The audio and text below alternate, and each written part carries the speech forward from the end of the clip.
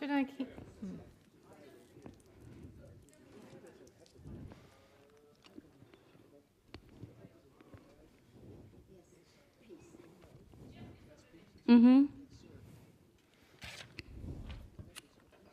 Wow, that's quite loud. Okay. Hello, everyone. Welcome back. If you're standing outside, now's your moment to come into the room. I can't believe we've arrived at the last quarter of our incredible two-day conference, but here we are, feeling energized, feeling empowered, feeling like we have friends around the world. It's a beautiful feeling. This part of the conference is focused on the Tallinn Declaration, and here to support us is this amazing group of people. But of course, everyone else is also going to participate in the process of developing the Tallinn Declaration. Is everyone happy with that? You're comfortable? You like the idea? You think it's terrible? You're happy? Okay, great. Okay, so I wonder if we just want to introduce our names before we get going so that you know who's sitting here at least. Go ahead. Hello, I'm Pauli Kossila, doctor from Finland. Excellent. My name is Meike ter Horst from the Netherlands. I'm a lawyer. Yes. Ossi Tihonen from Finland. I'm a political party chairman. Excellent. Reggie Littlejohn, lawyer from the United States. Excellent. Alexandra Henry and Code from France. Martin Fornero from the Netherlands, a scientist. Sebastian Lukomski from Poland and the UK. Tess Laurie, I'm a doctor and researcher and co-founder of World Council for Health based in the United Kingdom.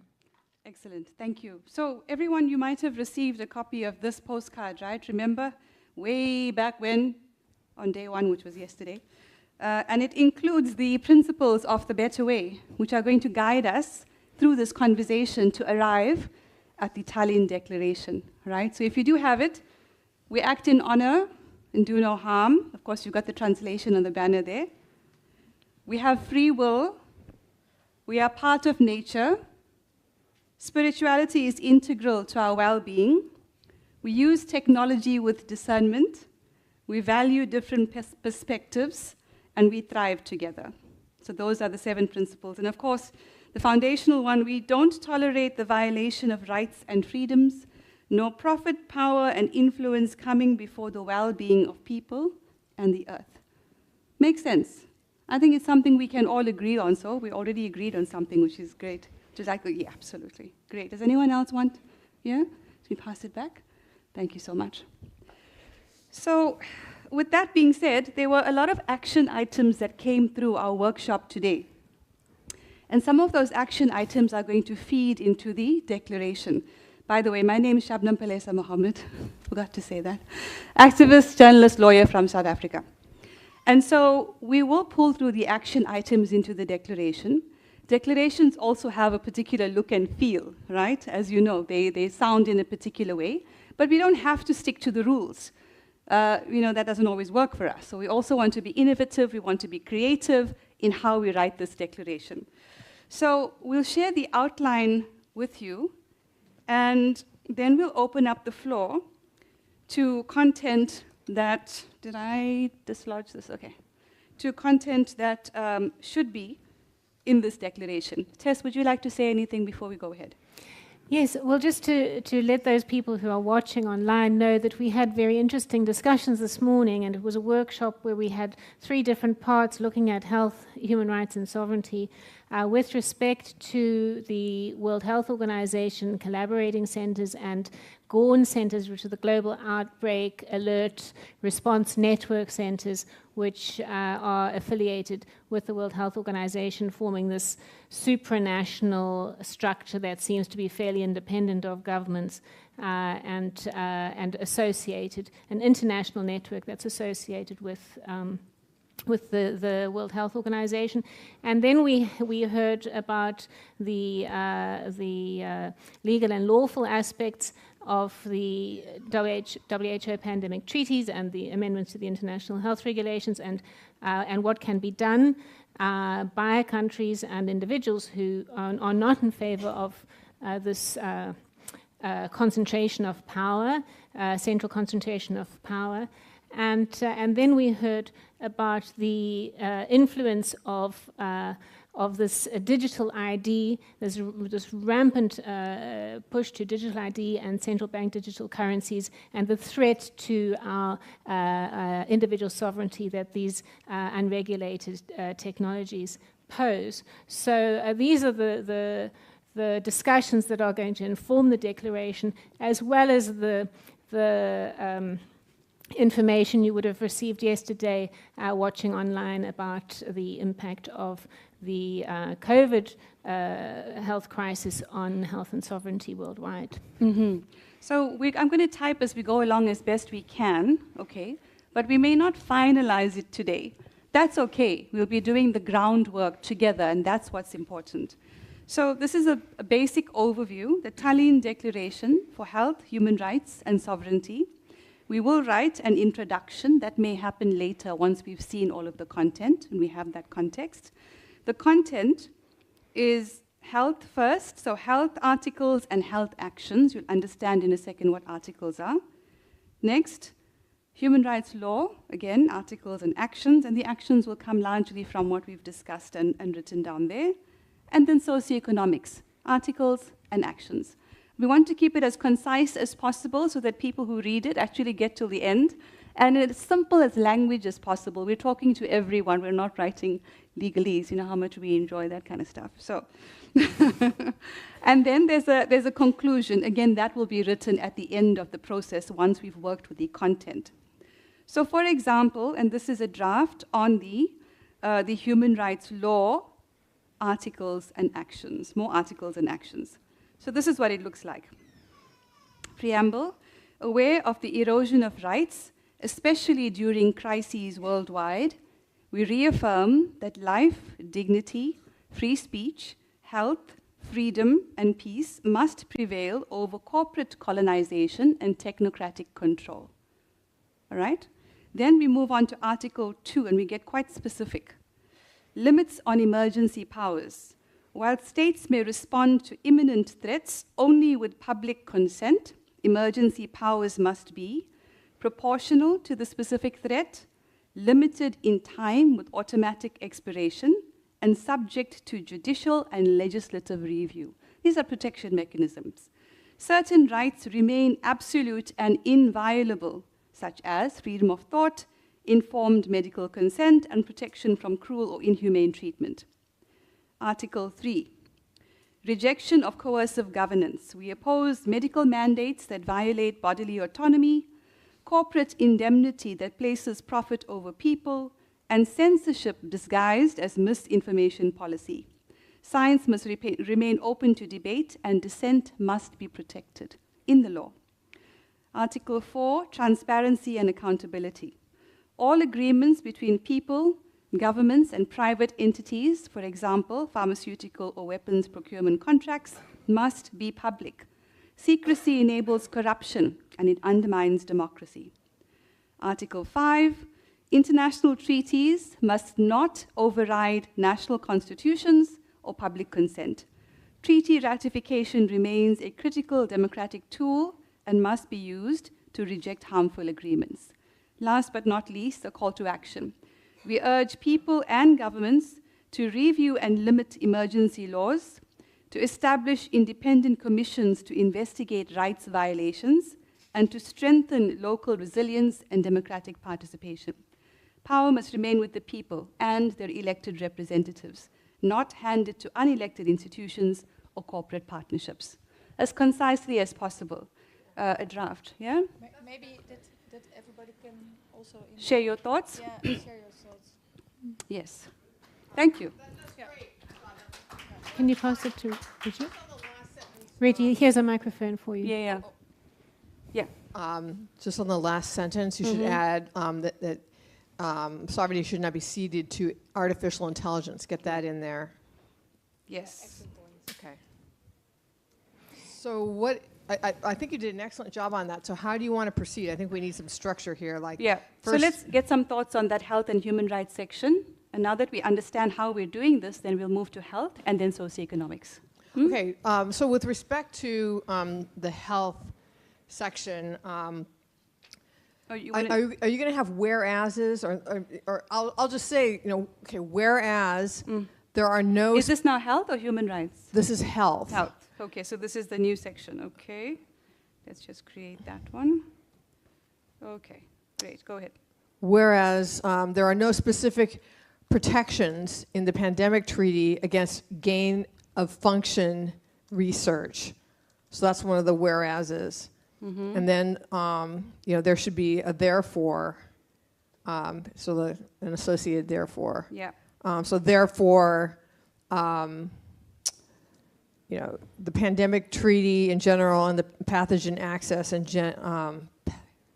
benefit sharing system section, that's Article 12, in particular, must make specific prohibitions against gain of function research in consistent with international law, and we can cite the treaties again that are already in place against gain of function research. Yes. Okay. And then we want to. We talked earlier about Professor Francis Boyle's. So in terms of the term bioweapon, like the question came up, are we going to use the word bioweapon in connection with COVID-19? Or with the vaccine, that's controversial. However, something that's not controversial is the fact that Dr. Francis Boyle, who was the drafter, I believe, of the International Bioweapons Convention, yes, he drafted an affidavit, and you have the exact wording of what he said. Do you want to read the wording, or do you want me to paraphrase it? Let me read it, then you can, if you want. Okay, so all I'm saying is that we should cite Francis Boyle, like whereas Dr. Francis Boyle has stated in an affidavit, and then say what he stated, so that it's attributed to him. Yes. Because I'm not a scientist, I can't opine on that. Yeah. Okay. Good point. So in this affidavit, was very short and concise. In the last paragraph on page 1. It is my expert opinion that COVID-19 nanoparticle injections, or mRNA nanoparticle injections, or COVID-19 injections, notice injections, meet the criteria of biological weapons and weapons of mass destruction according to the Biological Weapons Act, the Weapons and Firearms Act, and he references those. Yep. Thank you, Prof. Boyle. Fabulous. He Okay, would always so- say fabulous. Yes. So I'm a scientist. So one of my rules, my ground rules, is never to rely on authority. And so this is exactly what you're proposing to do. You're relying on an authority. So for that reason, I would not put that in. I also think that we have to think about what this declaration is about, right? And I think it should not be about war and weapons and what we are against, but it should be about what we are for and how we will solve it. So it should radiate a positive feeling. And I think all the words are like war and weapons and reject. These are all negative words, and they radiate a negativity. Whereas I think we would like to radiate a solution. So I've been thinking, what would then the topic, the radiation be? And of course, it's the World Council for Health, right? So it has something to do with health. So health should be in the center, and the world and the council as well. So what is happening to us at the moment, all the time, is divide and rule, right? People are dividing and rule, and the opposite of divide and rule is connect and serve. Right, so the connect is obvious, and so the connect is related to the world. So we want to connect the world, but the serving part is always the most difficult, right? The serving part, but the serving part is the council, right?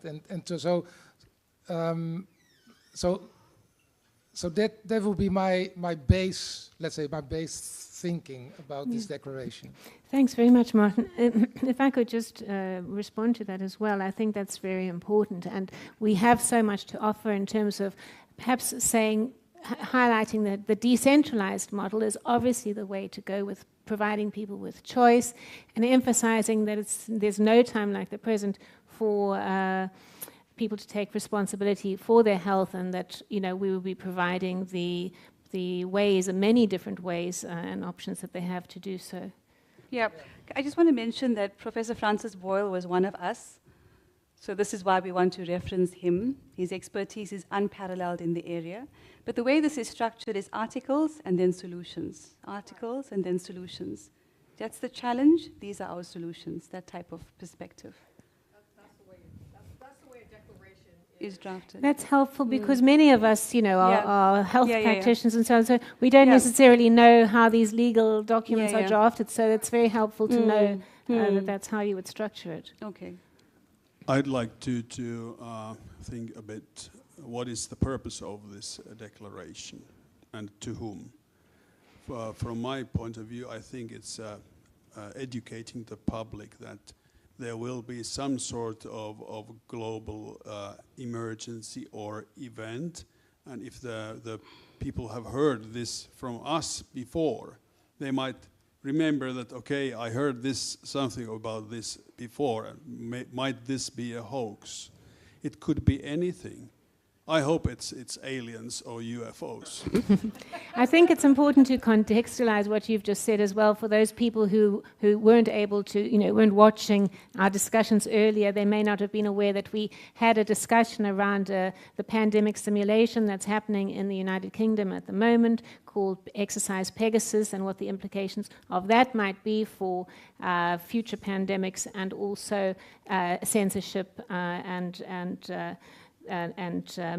mandatory medical interventions, for example.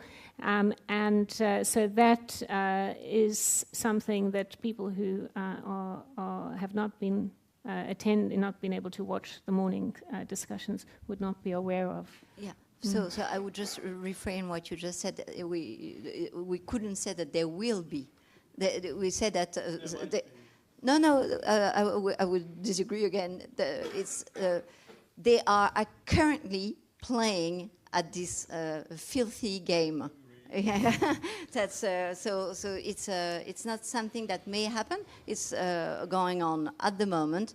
I believe it is going on in the United Kingdom, to some respect in France as well, where there have been warning hospitals that they would welcome between 100,000 to 500,000. So we are talking of 500,000 injured people by 2026. So we are talking of a reality of technocratic reality, that is to say that they are sending out these messages.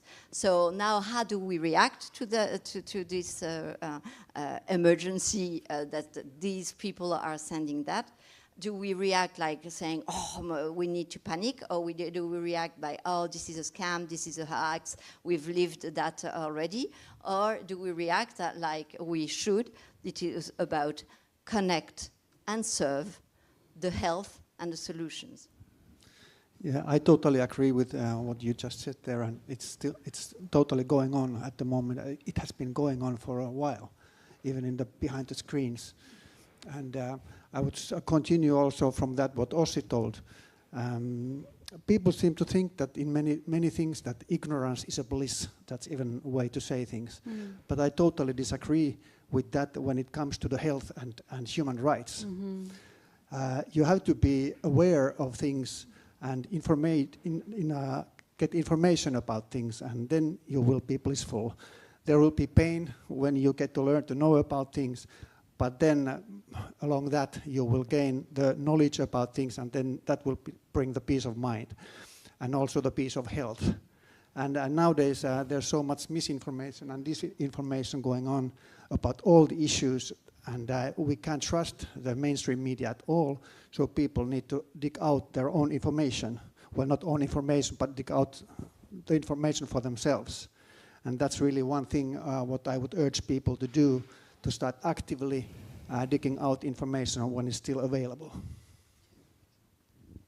Yeah, I can totally agree to that. And I think like we have to defend free speech, and that we want debate from both sides, not just one message, because we're capable to think ourselves. And also to keep that going in that direction, I think it's important that member of parliament, doctors, lawyers and scientists and everybody work together as a team to make sure that there can be no censorship. And we go against secret schemes to censor anybody. If I may just continue to this, because I have been in politics for quite a long time on local level, and I know plenty of politicians, MPs and so on.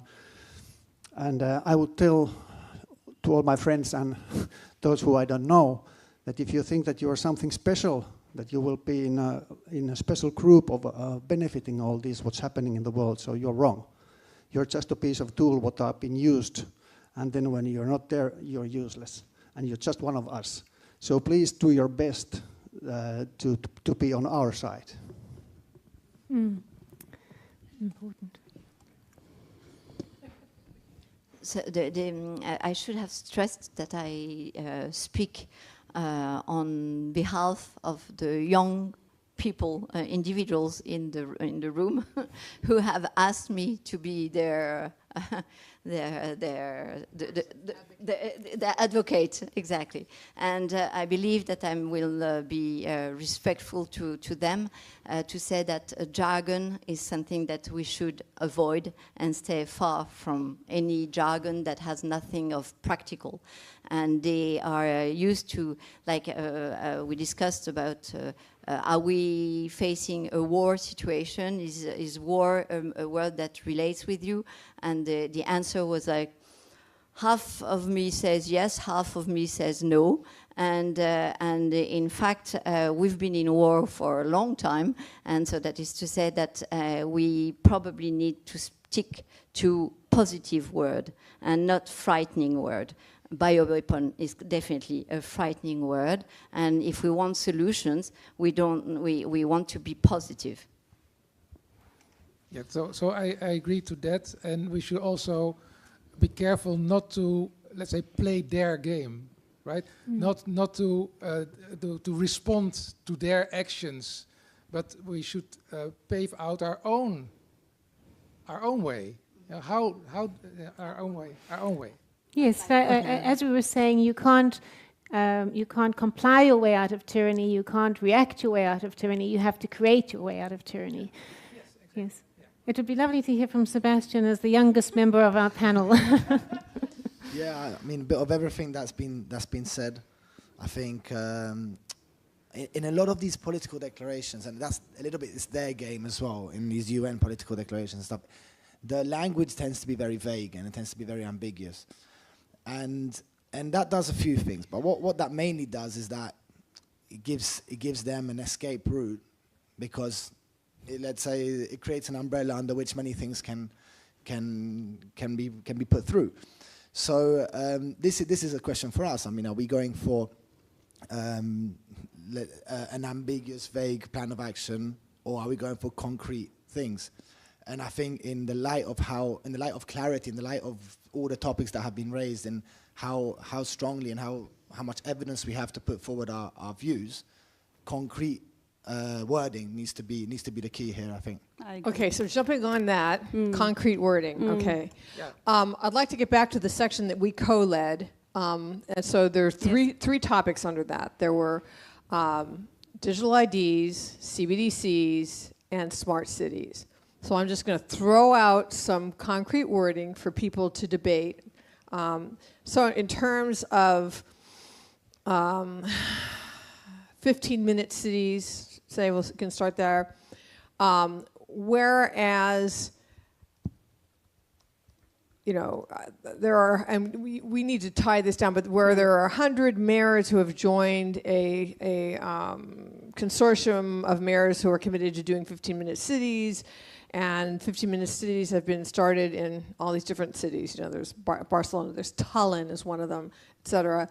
And whereas 15-minute cities can only be enforced through surveillance, including real-time geolocation and facial recognition, seriously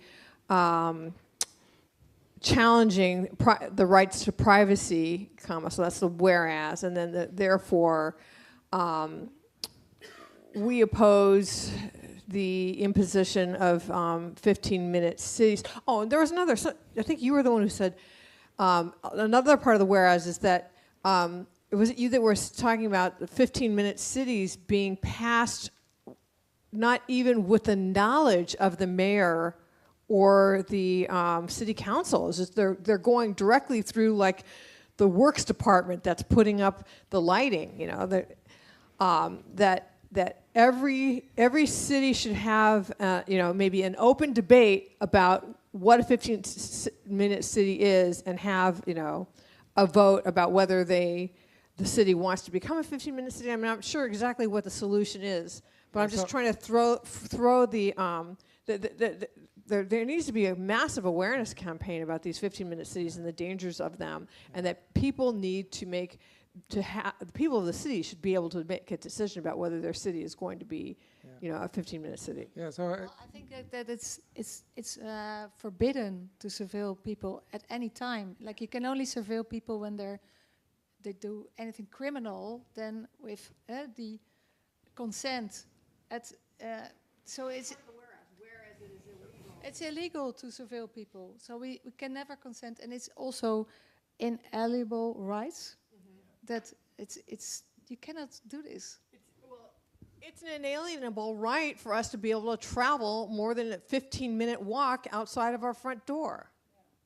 You know? Can I ask, what is the supposed purpose of the 15-minute cities? We can concentrate on what they are, and we can concentrate, you know, but unless we actually really know why they're there, or what they're supposed, or what they're pushing them as net zero, or whatever. Exactly. You know, like, that's the point. It's the stated aim of the 15-minute city is I don't know if it's net zero, but it certainly is cutting down on pollution. All right, and you know, what they want to do is get rid of cars, and what that's going to do is it's going to make it so that we can be trapped. You know. So maybe I have a solution. Maybe first.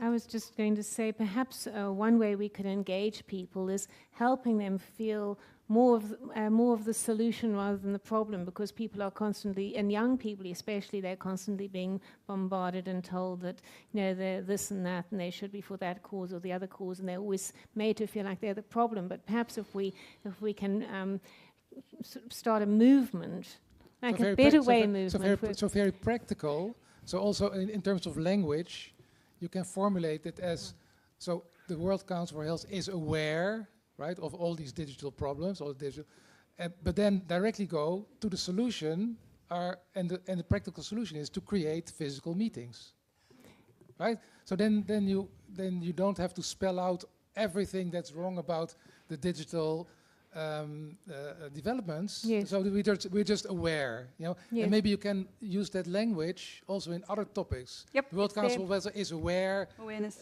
and without. Is this the World Council for Health Declaration? It's a talent declaration. Mm. Well, I think that your question is still not addressed. Who is this declaration for, and what's the purpose? Yes.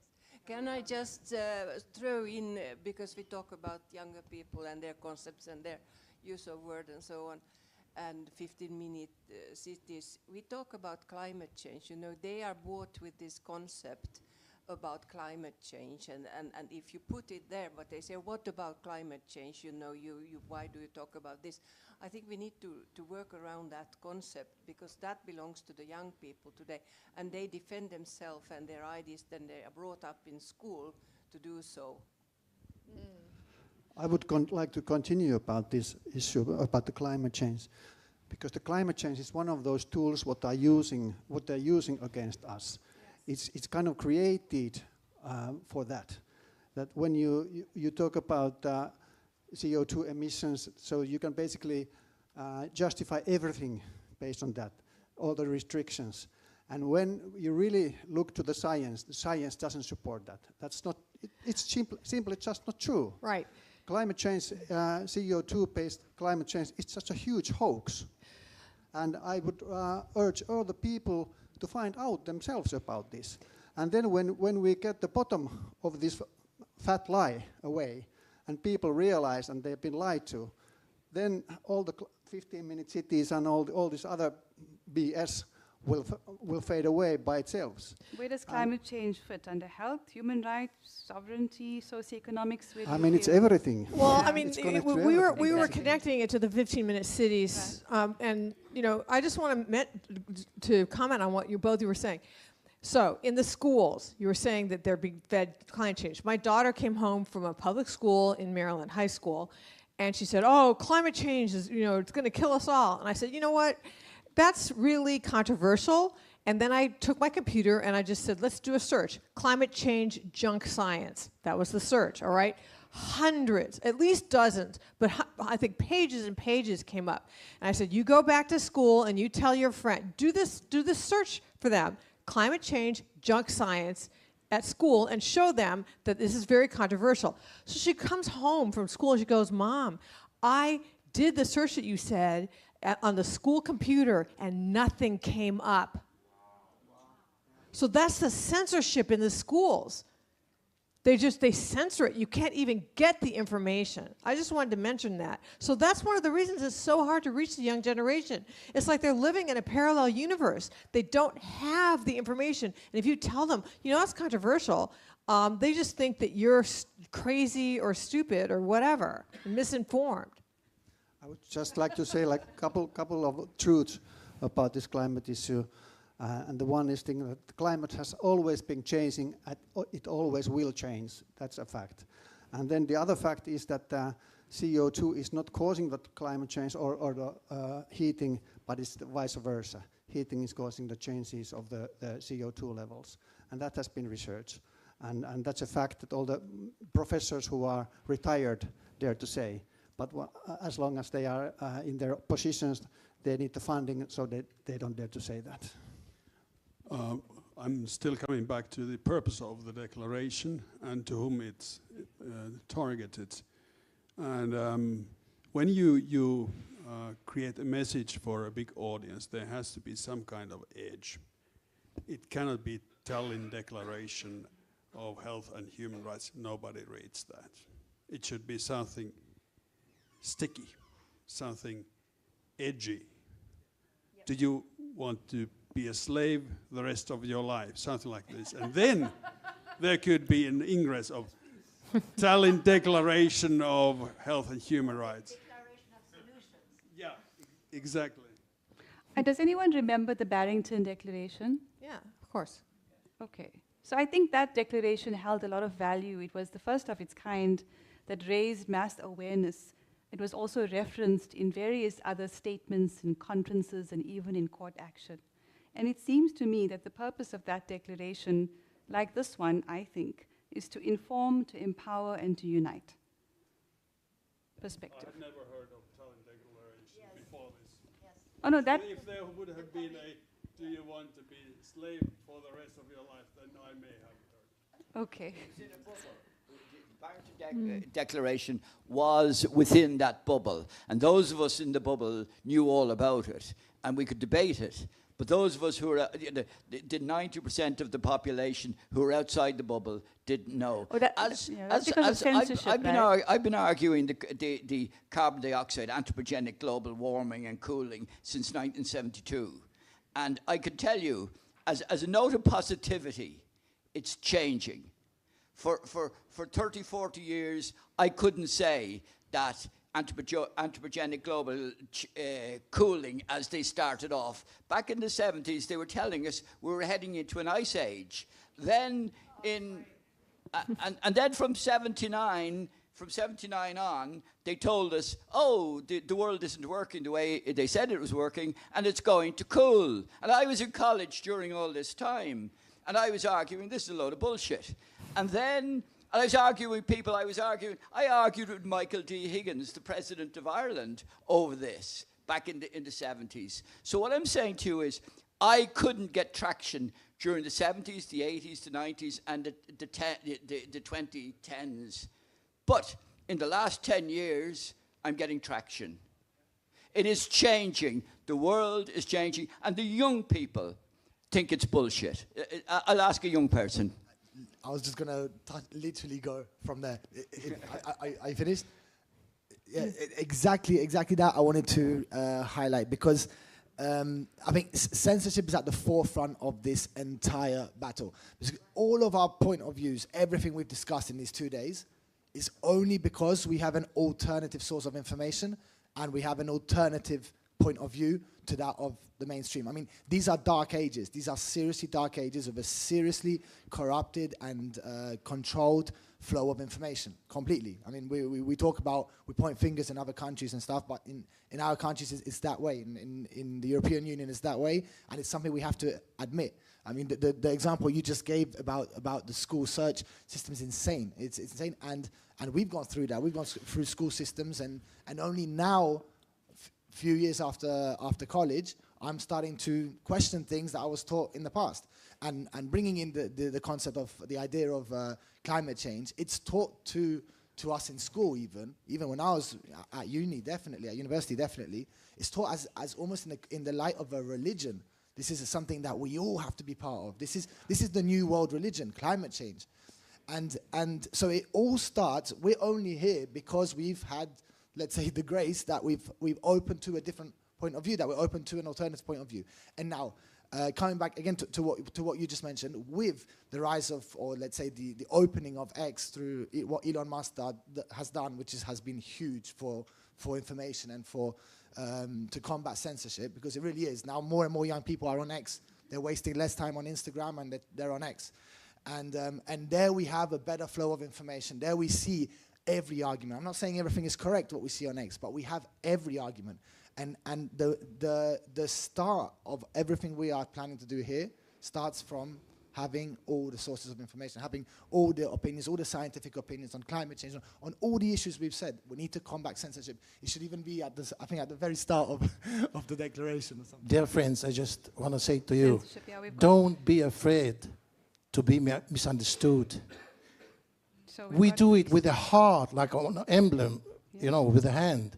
And if you do all this with your heart, everything will be nice, clear. Talk to the kid and say to the kid that don't play with fire. Even the fire is bad, a negative word. But you have to say that to the kid, don't play with fire. Okay.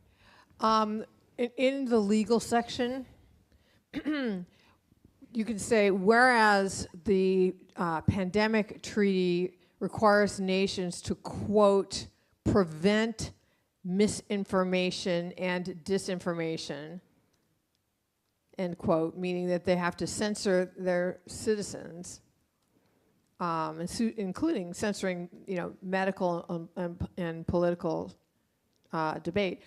So then the therefore is that, and I don't think this should be the only reason for the therefore, but the therefore is that we urge citizens, we urge countries not to ratify the pandemic treaty.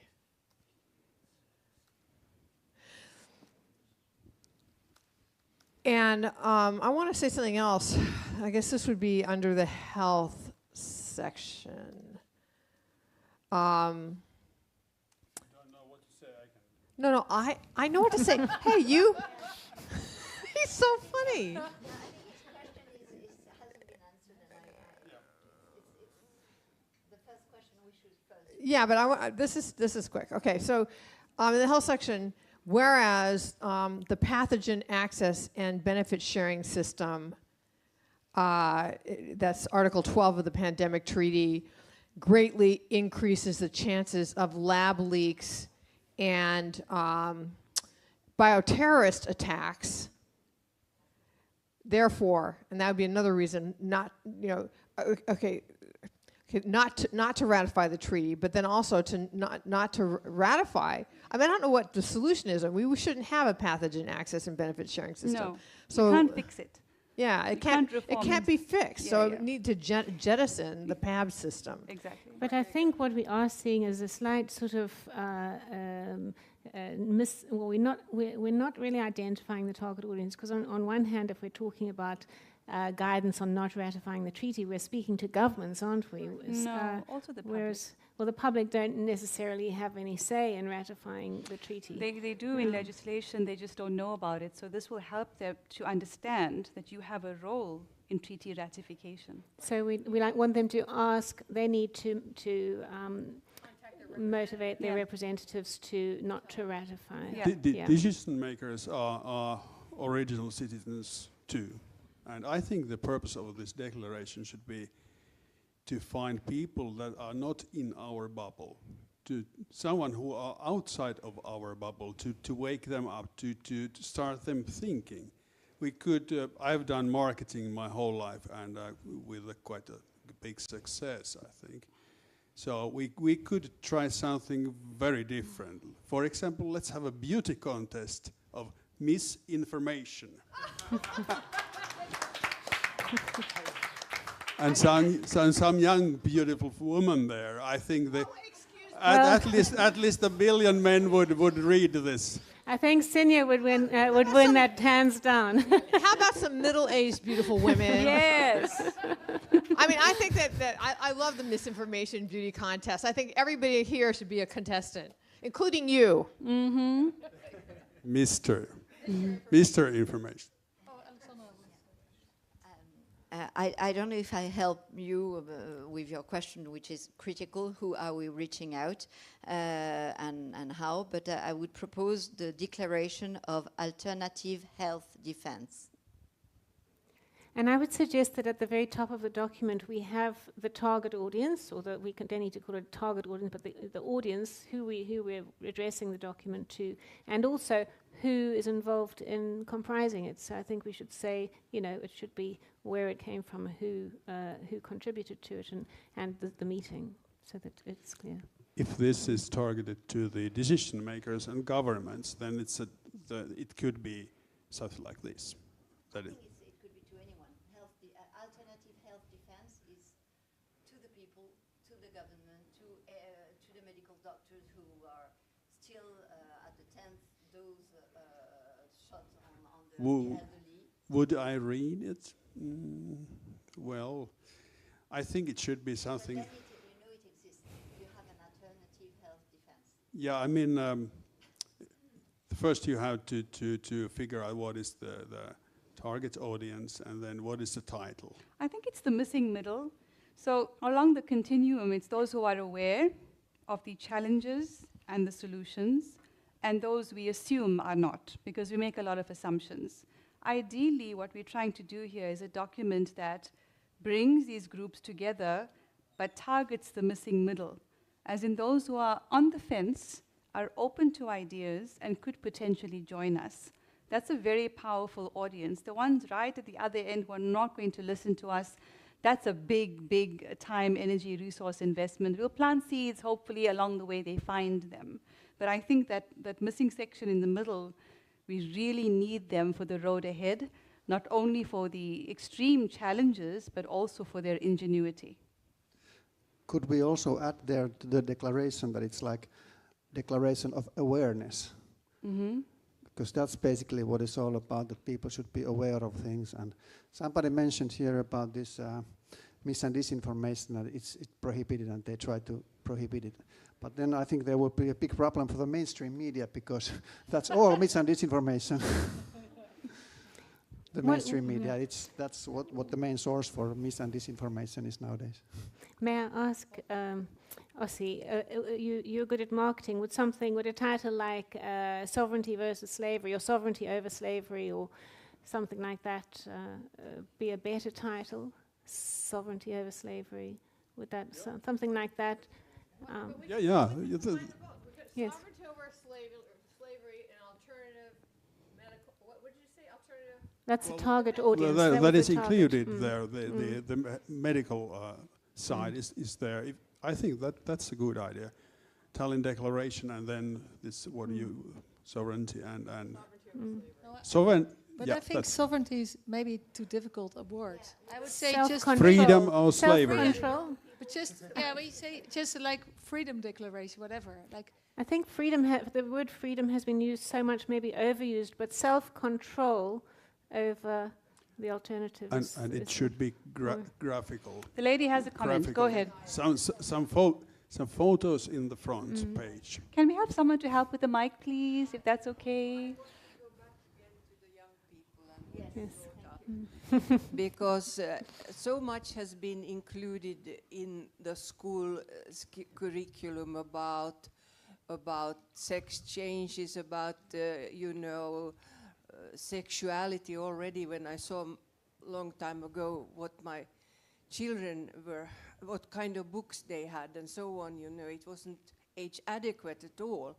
But so I think that this, as I see it, could be really that it should be included in the material that children reach and get in the schools, and it should be written in such a way that it's for them, it's for the next generation, not for us who have all these words and so on. So we should aim, as so many other groups have aimed to manipulate children. We should go back and try to get awareness into children.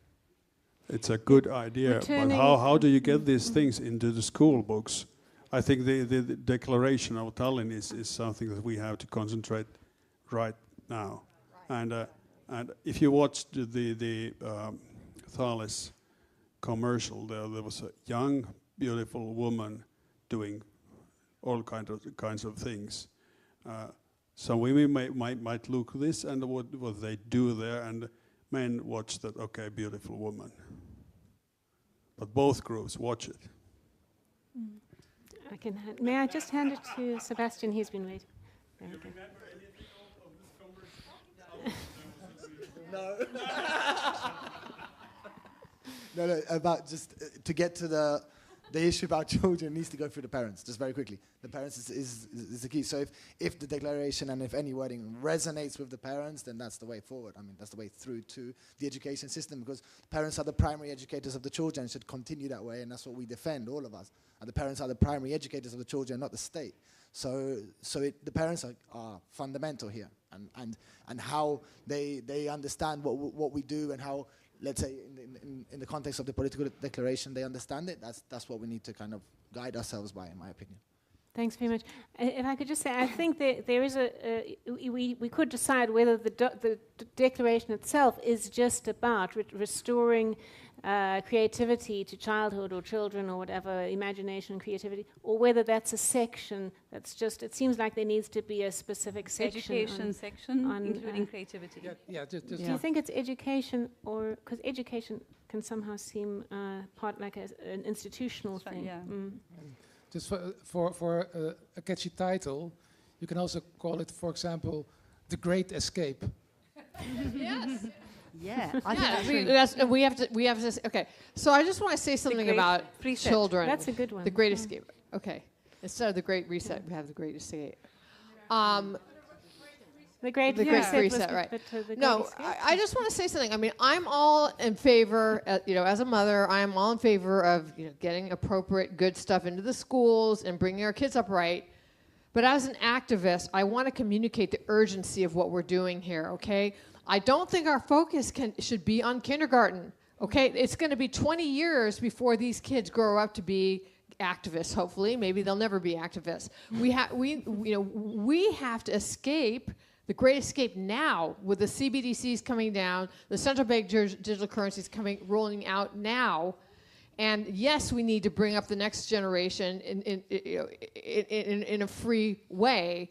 But I don't think that should be our focus right now, because there's too much of an urgency to escape the trap that's been set for us now. There's somebody over here.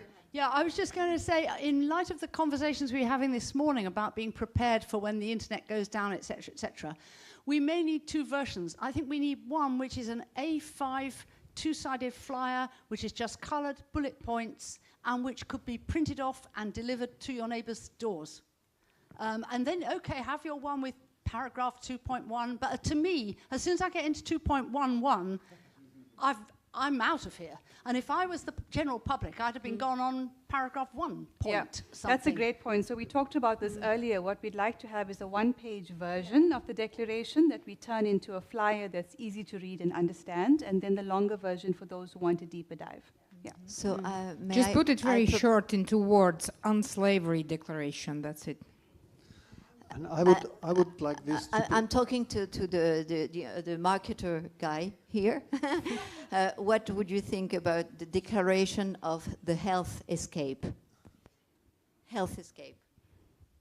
I heard something like what was it? Freescape? Freeset. Freeset. Great Freeset. Tallinn Declaration of Health and Human Rights. We have a whole campaign on the Great Freeset. We have a website, thegreatfreeset.org. Fantastic. I haven't never heard of it. Great solutions around using cash, growing your own food, supporting local businesses, unplugging from your devices, go on to... Let's just repeat it. Thegreatfreeset.org is a website you can go to. It's got some cartoons. It's very accessible. You can use it with your children as well. And it gives suggestions on how to remove the support for those that are exploiting us. And I would like us to target this also to the influencers, and I would also like to speak to all the influencers. Some of you have very big platforms, maybe millions of followers, and you are the key people nowadays to spread the real information. So please take your time and read and get to know about these things so that you can tell the truth and be the warriors of truth to your supporters and followers, because that's the most important thing what you really can do in regards of our future. Do we have a list of large influencers, and do someone know them personally?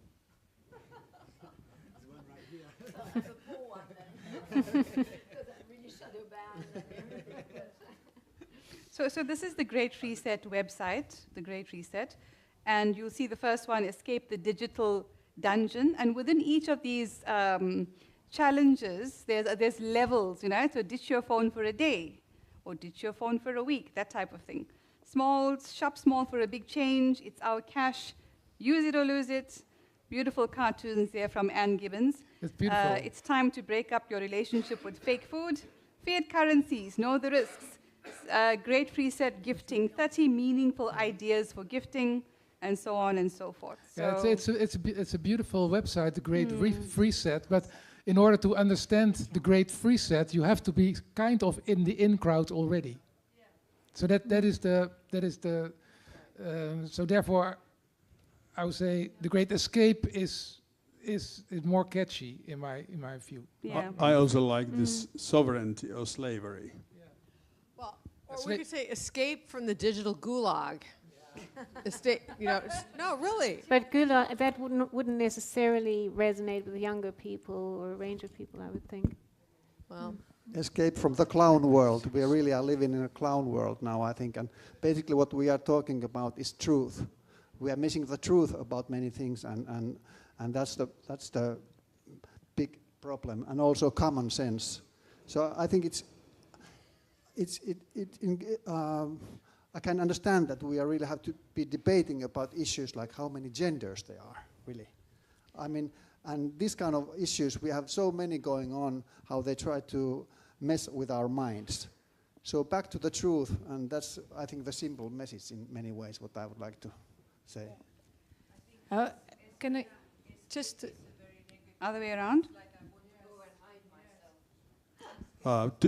Did you notice what happened in Nepal a few days ago? Yes.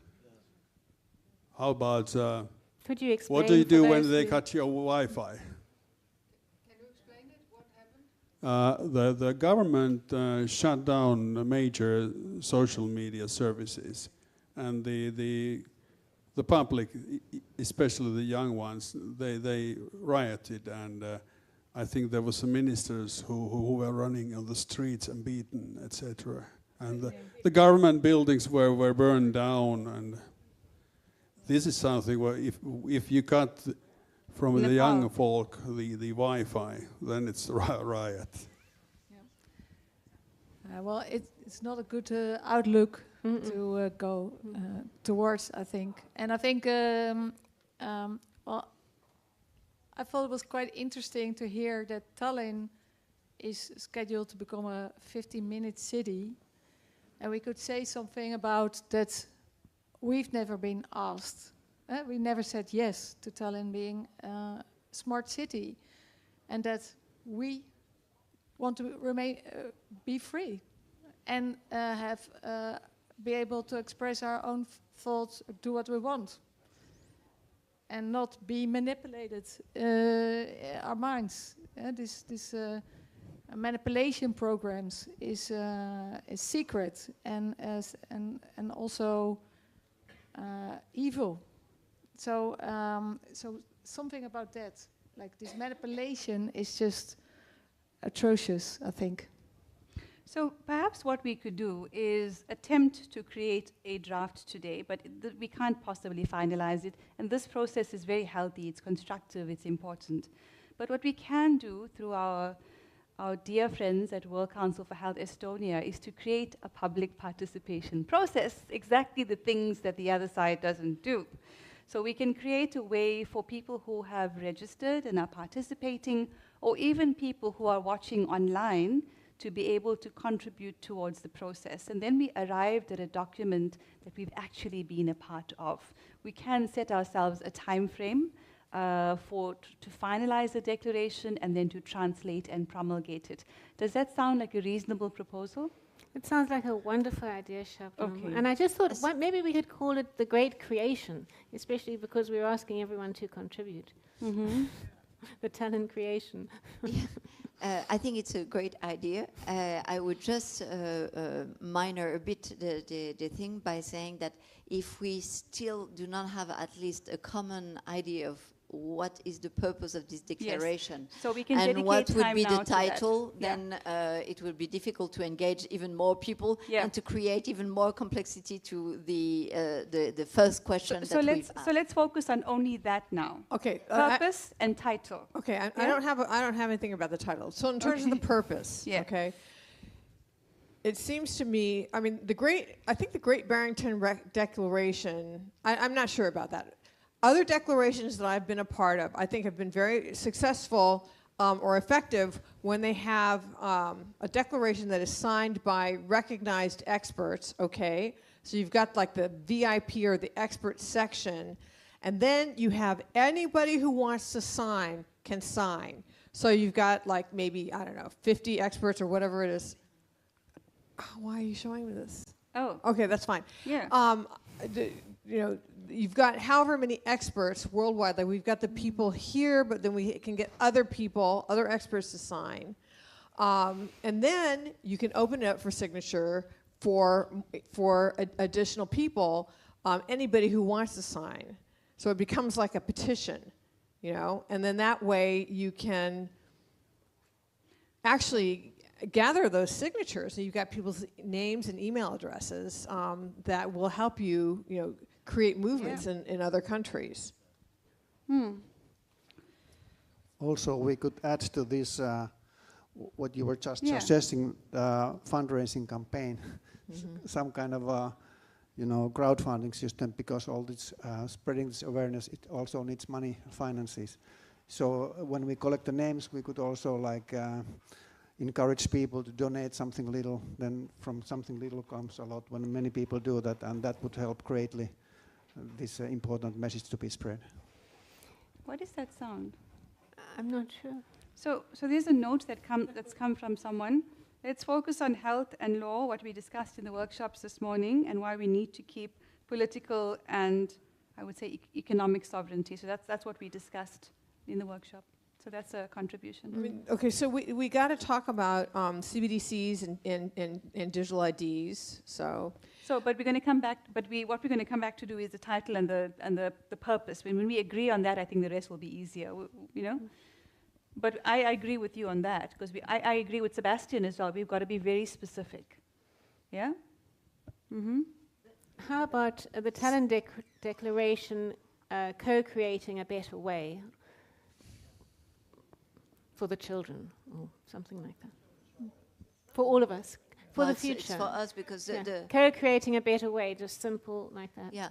And could we avoid these jargon words that young people don't relate to? So typically, sovereignty of or human rights. They don't. Yeah. They've expired. What about? I don't know. I think it depends on the context and where we come from. For us, the culture of human rights where I come from is in every part of our lives. So young people where I'm from are passionate about human rights, and they talk about it, and they live it, and they advocate for it. So it's lived experience, I think. I think marketing here comes in quite handy as well, because, for example, we tried out on an organization which is fundamentally based on fundraising. We live off that. It's the way you communicate it, and yes. it communicates.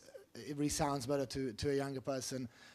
It could have an effect on your financial freedom. They're going to tell you what you can do and you can't do with your money. Simple, like direct. What it is, what are the consequences, and yeah, the wording around it doesn't have the same effect. It doesn't carry but this the is same not an weight. email newsletter. It's a I declaration. understand completely. Yeah. But I'm coming at just to something in the middle. Yeah, like freedom is more palatable than sovereignty. Definitely. Yeah. What about just a declaration of normal life? But I think That if would you be have revolutionary. If you have Normal life. co-creating a better way, everybody can relate to a better way because it's relative to where you are right now. So it's a better way for whoever you are, wherever you're at, rather than sort of defining it.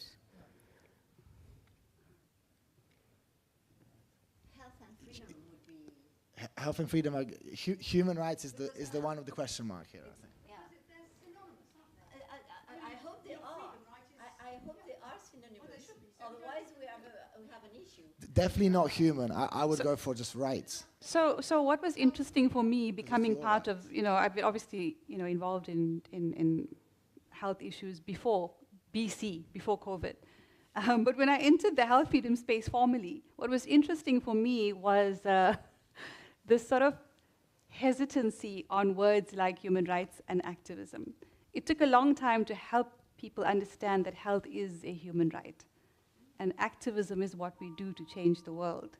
So I understand some of us may have some hesitancy with some of these words, but everything we're talking about, Micah and Reggie, what we've seen is fundamental violations of human rights. When you want to protest, when you want to speak out, these are all violations of human rights. I'm not necessarily saying it needs to be in the title, but a declaration of this kind is rooted in human rights. The thing is that the words human rights have a huge history in the international and national laws, okay? So yes, we want to attract people to, maybe we have to use the word freedom in the title, but if we want to influence policymakers, we're going to have to use words like human rights because they carry so much weight in the space. So we need a balance. Well, we can do both. Yeah. In other words, we can have a title that says freedom, and then we can have reference human rights in the document itself. Right. Can it be about talent, about the people who came here first time and meet, starting from this point that this is the beginning of this whole change, right? Yes. Only about this, and we'll see what's happened next. Now we're trying to talk about all the problems. So talent is the point. We came here. What we can hear and we start from this point. We do the exact contrary that they do, in fact, because we are luckily here, hic et nunc would say the Latin, we are here and now. So I agree with you that there is a momentum at the moment that we live, and of course we would love to address many issues of many things that go wrong, but to start with, Tallinn welcome us. We need to give back some declaration. Yes. How do you formulate this? Any other ideas? What are we talking about? If it's Tallinn, this place, here and now, and how this is the start, what is the title, title of declaration? Well, a suggestion, this declaration arises from a health and human rights conference. The problem was already attacking of this event itself, so we need to think about this, that we fight and we survived, in the hotel and everything. I don't know exactly, but and for me, inside is like, you know, God somewhere here also. I don't know, not in that paper, like, but something, you know. Declaration of survival. So the context of the context it's of like the us meeting. people, our bravery, you know, and beginning here, and I believe it will come to Lithuania soon as well. I think another and the unity and the engagement and the sharing of different perspectives, because clearly we didn't all agree on everything, but we were able to sit and have the discussions and share. So this is the declaration to continue and be bigger, stronger, and so on. Thank you. So actually, that's a more humble way to present it. And I'm just still trying to find the edge. What is the title that gets people outside of our bubble to read even further? Are you saying time out? Successful discussion. Okay, the gentleman at the back is contributing something to someone. Okay. I have a question. How many here are from Tallinn? Raise your hand if you're from Tallinn. All right, there's five people from Tallinn. 6. Okay, all the rest of us are not from Tallinn. All the rest of us are not from Tallinn. So how are we going to speak for the people of Tallinn? I mean, well, no, it's the 2 days. The whole conference. Oh, I see what you're saying. Yeah. Right. That's why it's called the Tallinn Declaration. Okay. I think we do have to start wrapping up the discussion. We've had such valuable input. That's not a bad idea. If I could just suggest, Shabnam, and I think you suggested it earlier, but just to reiterate, we would like to engage the broader group and those who weren't able to perhaps contribute now, the people who've been involved in the conference. So let's keep this conversation going, and we'll review. And shall we agree to send a draft to everybody who's been engaged in the conference for feedback and input, and then. Okay, another comment. Hello, I have been not talking, and I'm from Tallinn. Actually, we are now living in the middle of Estonia. But I was listening to you, and I think we as parents must be as an example. What it means. In 2004, we started to think that Tallinn is not the place we want to live. And we started to build up our summer house. And now we are living in the middle of Estonia. And due to the pandemic, our 2 boys also moved to the middle of Estonia, out from Tallinn. And actually, this is a good example how we should act to show ourselves how to live. And now we're building community, fighting against windmills. Protecting our nature in the middle of Estonia. And that's all I wanted to say, that we have to be an example. Yeah, that is so wonderful. And it's about restoring the family, and parents setting the example for their children is very much about co-creating a better way, isn't it? Thank you for your contribution.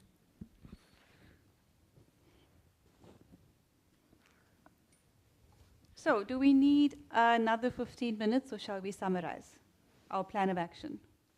It's now. I think we should summarize. Yeah. Okay. So, we have a working title: the Tallinn Declaration: Co-creating a better way for health, human rights, and freedom. That's a compromise. Context: this declaration arises from a health and human rights conference held in Tallinn, Estonia, hosted by World Council for Health Estonia. Successful despite and because of challenges to free thought and free speech. I think that is a concise summary. Purpose: to inform, empower, and unite audience who are aware and who are not aware, content of the challenges and the solutions. And so we'll have an opportunity through a process to craft both the introduction and the conclusion, and the middle part is the content on health, human rights, and socioeconomics, specifically articles and actions. So we're going to need to take photographs of the actions that we contributed and manifested today, so that we can include them in the content section. We've started drafting some of the sections through health, and we've added to human rights. And we do have a start on socioeconomics as well. It was then proposed that we create a process so people who registered to participate can contribute, can comment on the draft that we will create and make available through WCH Estonia. So that is the proposal. Everyone in favor, please raise your hand. Yes, may I just add one thing? I just had an idea, because just in terms of the target audience, how do we convey who we're trying to reach, given that there's, but it's people, isn't it? So perhaps we could just say the target audience is as many human hearts as possible. So at the top there, this is not for publishing. This is just notes, so it's highlighted in yellow for us. I know, but I think we should include who we're trying to reach. In the process? Yes, in the document. I think it should be who the document is for. Yeah, I think we sort of all agreed that it would be, before even the title, who was the audience. So do we need to discuss that now? Yeah, I think putting it as human hearts is quite a nice way, because then it's do you have a human heart or not? Are you with us as human beings? Are we talking to someone, or are we talking to ourselves? Do we send this to some government institution, or it's for us? It's for people. It has to be for people, and we need to write it.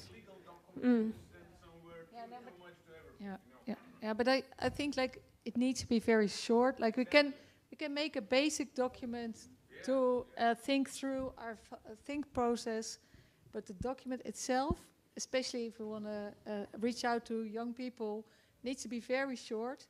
I know somebody who worked with a company and had like a bit like the Better Way, just simple text, freedom, free thought, no censorship, whatever, but simple, because people don't want to read long language they cannot follow. And also about like this clip that on the Lucy.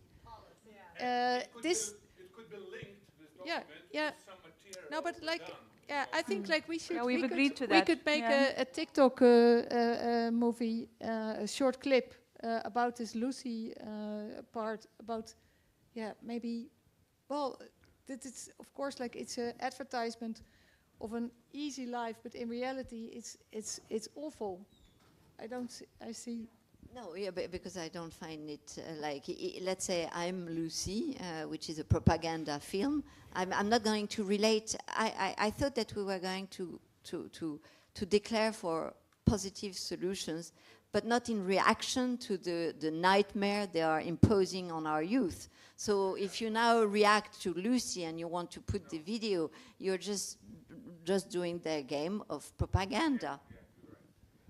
So in general, my concern about this document as it is now, it feels a little bit like we're already on the train, and maybe we need an air balloon. So maybe it's better to stick to a title and an audience, and very shortly, and then people can go through their notes. They can look at all the recordings and rewatch this panel discussion as well. And then come up with feedback. Yep. That's what I was just going to say, because we've had a lot of discussion about not having articles and solutions like this. The whole bullet point of articles makes it into a political, legalistic document, which obviously you're a lawyer, but I think we're trying to get hearts, aren't we? So I would not put it in that format at all, any of it. I just have, just in our own minds, our bullet points. I think CTC's, it's got to come in. And actually, some little reminder about COVID. I know we don't want to hark back on awful, but actually, lockdown, lunacy, little just examples to get people to think, we don't want to go there again. What would we do? We will not comply. I think there should be still to be the edge, because when yesterday I put on the Facebook of this conference, there were several people who thought that this was WHO conference. So I would very much like that it should be an edgy, clear, simple language, nothing like a legal document. Just a question. Yes. Your organization, or whole organization, has its own declaration. I don't know, because I'm new here. Your organization has its own, main declaration? It has the 7 principles of the better way. It's just it doesn't have a declaration. So, for example, if there will be another this conference, let's say in Lithuania and Vilnius, yeah, we can have Vilnius declaration. Then we can have another city declaration. It supports city people, young people, older. And then you can have the main declaration. In some time, in a couple years maybe, I don't know. So just an idea how it can develop, you know. That is a great idea. Should we take a vote on the... Okay, 10-minute pause. Okay, we've asked if we could take a 10-minute pause. And what happens after that? And then we will continue. 10 minutes and then we will Should we take a 10-minute break, or do we want to do the vote now and wrap it up? 10-minute break and come back? Break. Okay. Coffee. 10 minutes. Because earlier on 5 became 15, so 10 is 20. I don't know.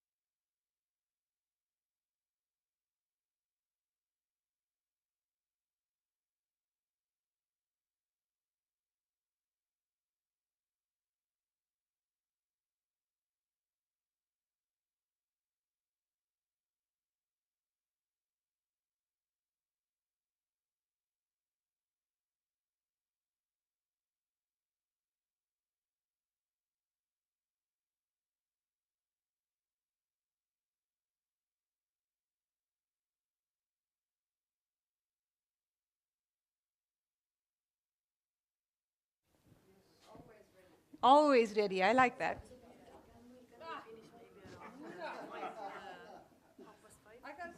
Yeah. Yeah, that's perfect. That's perfect. You're perfect. Yes.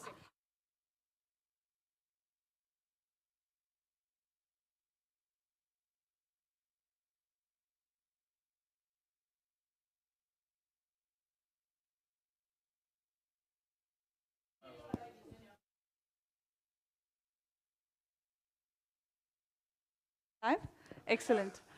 Well, welcome back, everyone, to the WCH Estonia Health and Human Rights Conference held in Tallinn, Estonia. This is, of course, our second day. It's been a fantastic conference. Yesterday, we had presentations from incredible people who feel passionately about creating a better world.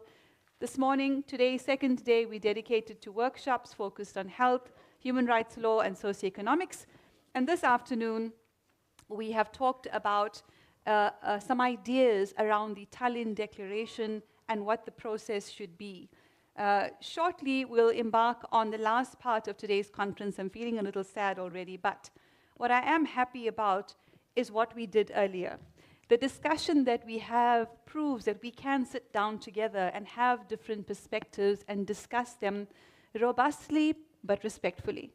I think it's a real example to people, not just in Estonia, but around the world, as to how we, the people, can create our own future, how we understand our own challenges, how we can come up with solutions, and we don't necessarily need experts as defined by the authorities to tell us what our challenges are and what the solutions to those challenges are.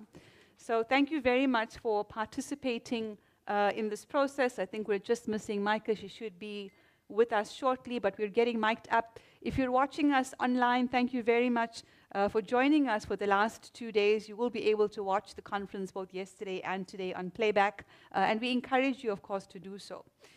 With regards to the last session that we've had on the Tallinn Declaration, we've done some good work in talking not only about the title and the subtitle, which is important. The framing of the document is very important, but also about the context that it arises from this conference and our thoughts on what the purpose of this document would be. And we also proposed and agreed on the following, that we would create a process so that people who participated in the conference can engage further. We will meet, we will make time to meet so that we can draft the content section of the document. We will create a short section and a longer version that brings together the elements that have surfaced today, which is the human rights, but also the practical activism and marketing. In other words, communication skills to be able to reach as many people as possible. We do, of course, have the option to include practical solutions in the guide or a guide arising out of this conference. So we have a couple of options. And of course, there will be a press release that summarizes the highlights of this conference. So with that being said, thank you, everyone. You've been amazing. It was such a joy to actually behold this process, because I think generally we rely on governments to make decisions for us, right? We don't engage in the processes. We don't know what the Constitution says. Maybe we don't even want to engage in those processes. But how beautiful it is to be able to feel empowered enough to be heard, to speak, and to make decisions. I think that's beautiful. So we're going to move on from this part of this afternoon for the next hour, and we'll be talking about essentially highlights and reflections from the workshop this morning. Anything you didn't get a chance to say, but then later on thought, oh, I really should have mentioned that. Or perhaps something was sparked through a discussion with somebody that you had either yesterday or today. So that's what we're going to do. And of course, if you have any interaction, a comment, a question, or an idea, of course, we value that very much. I'm sure that somebody will assist us with the mic, so of course we can hear you as well. Does that sound like a good way forward? Yes.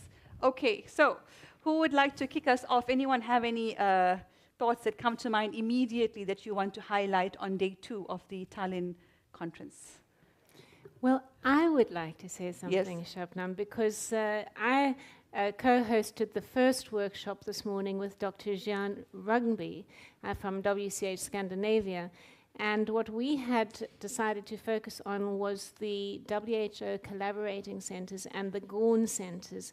And these are centres that work in collaboration with the WHO. It's a network of more than 800 collaborating centres and 310 GORN centres that have been established by the WHO around the world. And there are really many in Europe. There are 50 collaborating centres in the United Kingdom. There's 72 in the United States. And in Estonia, there are none. Interestingly enough, although Estonia has a separate agreement, which is a WHO country cooperation strategy, where it defers guidance and policy making to the WHO with regard to preparedness, strategic preparedness. So, we discussed,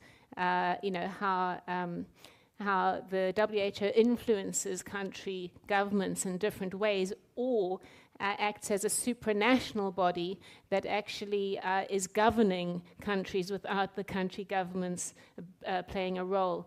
And this is particularly relevant with regard to campaigns to exit the WHO, for example, because such campaigns, a country could exit the WHO. For example, the United States has said that it's exited the WHO, but it has these 72 collaborating centres, and I think it's 34 GORN centres.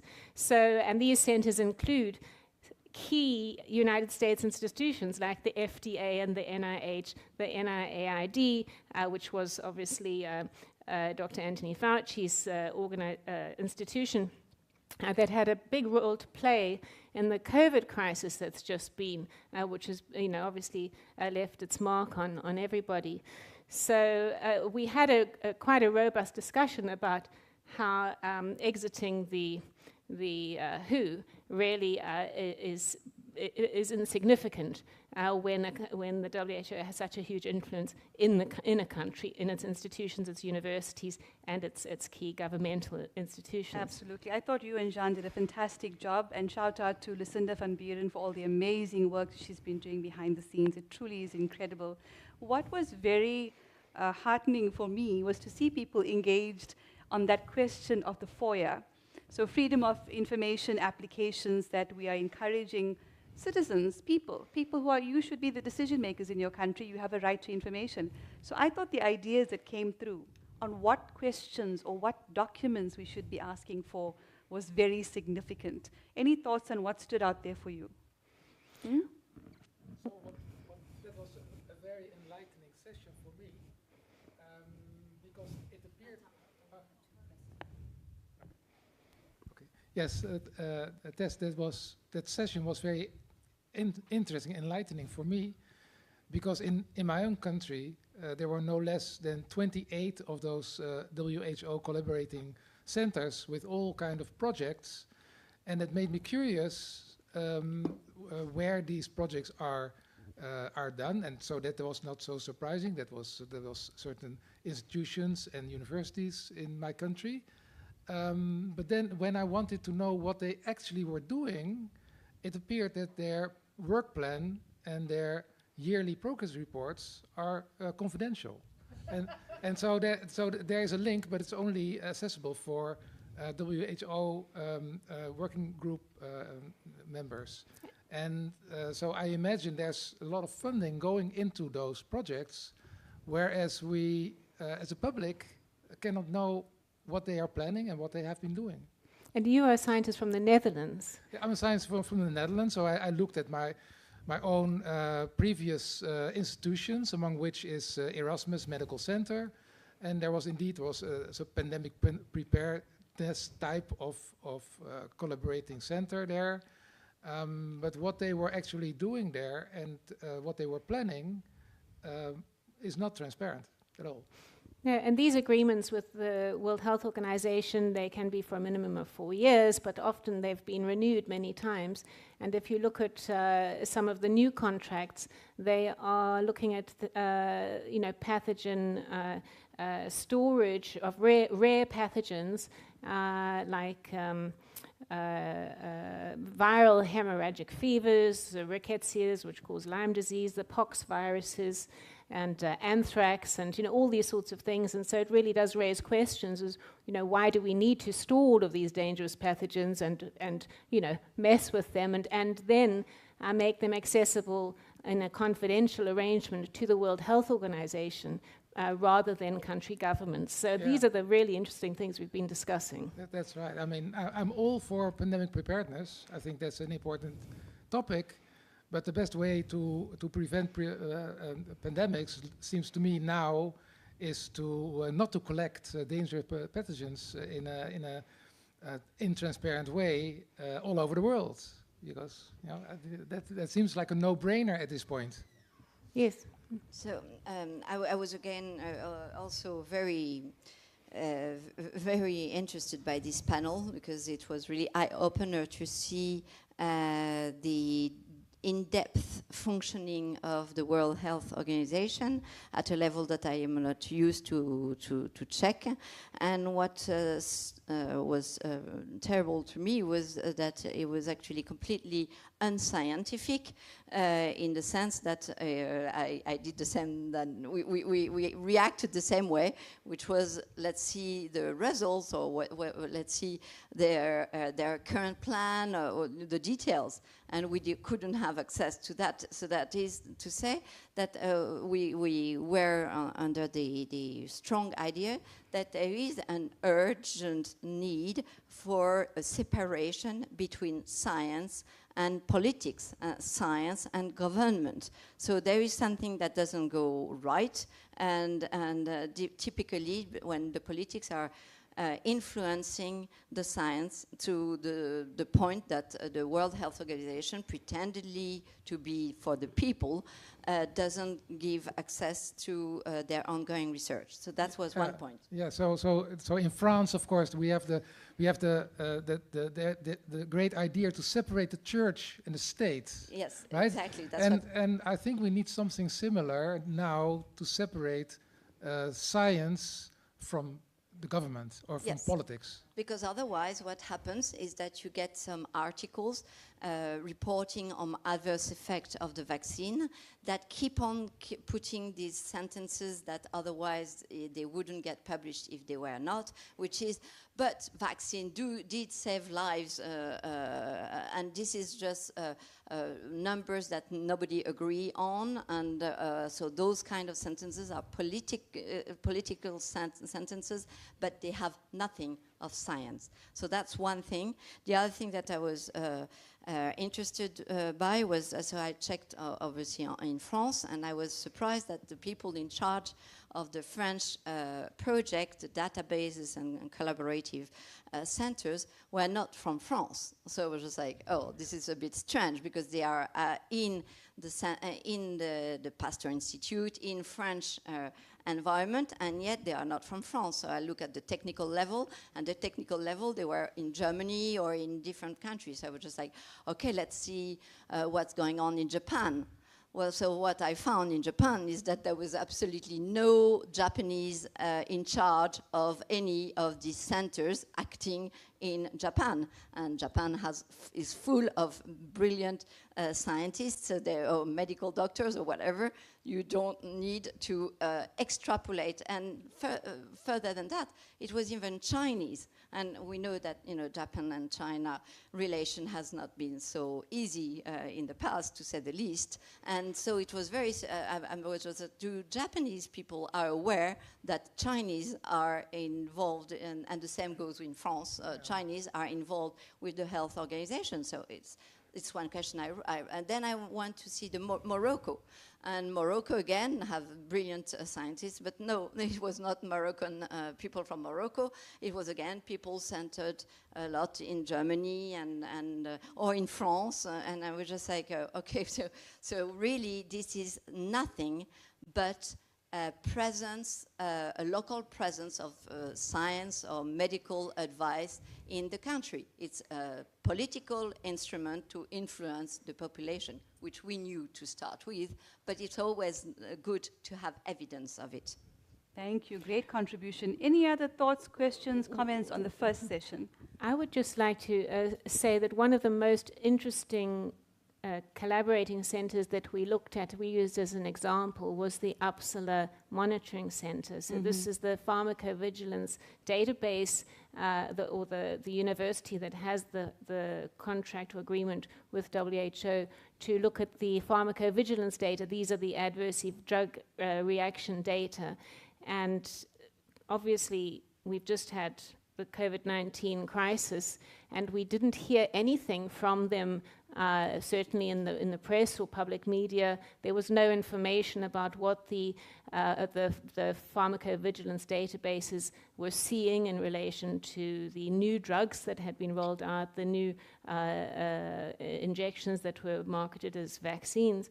So you would think that during a health crisis, as we've just experienced, there would have been a lot of information coming from this very important database at Uppsala. So it did raise lots of questions in our discussions about what sort of FOIA requests one would make, certainly with regard to did they submit audit reports to the WHO as one would expect, how often did they submit them, in those reports, did they say that there were 5 million adverse drug reaction reports, and what should they do about these?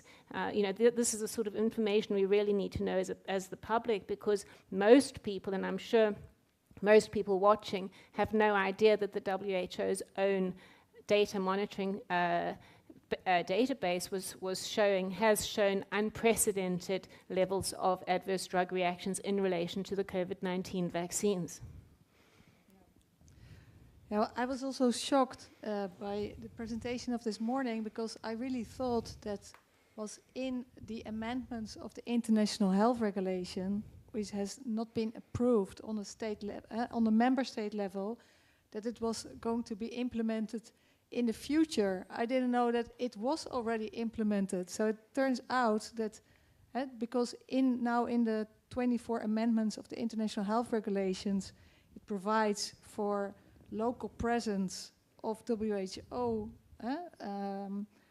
subsidiaries, so to speak. But now I learned that they're already there before everybody has said yes, basically, on a local level. They're almost like so backdating it. I know. They're whitewashing what is already there, but without consulting anybody, even the Parliament or the Senate, the Dutch Senate, anybody. So it was a big surprise. Thanks for the big job. Did I understand correctly that Fauci got his center renewed in January 2025?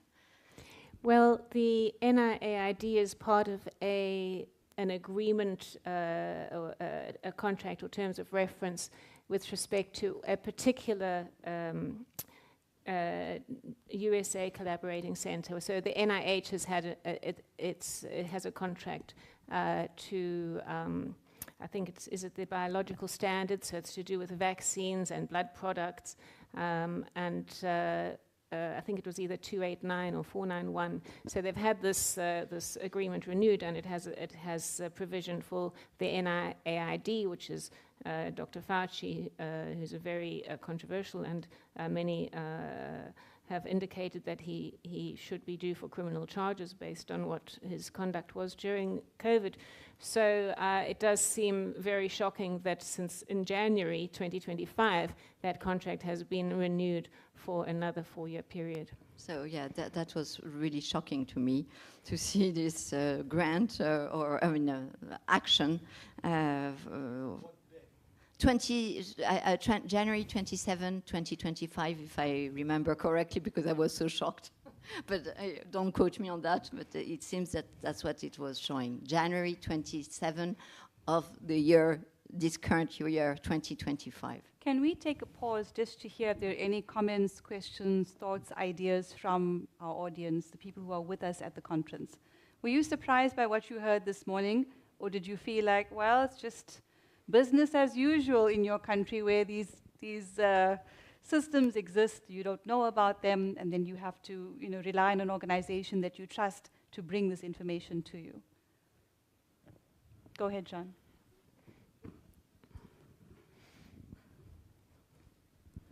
When I looked into the collaborating centers for Denmark, is it not on? Turn it this way. Yes. When I looked into the collaborating centers for Denmark, I couldn't go straight in like you did, but I went to the University of Copenhagen and I seeked on the WHO, and then I found a homepage describing what they were doing, but it was not a direct link from this WHO page. So I actually found a lot of stuff they were doing, but it was by searching on WHO. And that's why I also found the research papers coming out of these collaborating centers, and I could find the authors of these papers and emails to them. And so you can actually go in by the back door, and FOIAs could be also to the head of the university, asking these people that in these collaborating centers, are they who is paying their salary? And do you have an agreement with the WHO about this specific department? There's a lot of things you can ask. And you can go straight to these people who have been in it. Some of them obviously think they are doing good stuff, and you can see it in their aim. It's not all of them that have a clear aim. Most of them are very unclear, because it must be unclear if you have the opposite aim than if you want people to work for you, you must blur the aim if you have a bad intention. But some of them have been written by these employers, and they believe they are doing something good. But it's my impression that you can use most of this research to turn around, like toxic limits for certain chemicals. You can if too much, you can actually poison people. If too low, you would know what not to use. So you can use it in a dual way. And if you look with very critical eyes, you can find a lot of interesting details. And if there are any plans for the future, I'm sure they are hidden in the collaborating centers. Well, so people watching might be wondering, why are we bothering? You know, the WHO did such a great job during COVID. Why are we so concerned about these collaborating centers? Well, it's twofold. It's the one is that through the WHO pandemic treaty and the amendments to the international health regulations, there's this big push to give the WHO more power, dictatorial power in the next pandemic. And there's a lot of preparation for pandemics, and we discussed a pandemic simulation that's happening in the United Kingdom at the moment until November, which is called Exercise Pegasus. And so with these preparations for more pandemics, it's really important that we as the public consider who should be making the decisions that affect our health and our ability to make our own choices regarding our health in the event of health crises. So I'd like to move on now, and let's ask Reggie what she thinks about the morning discussions.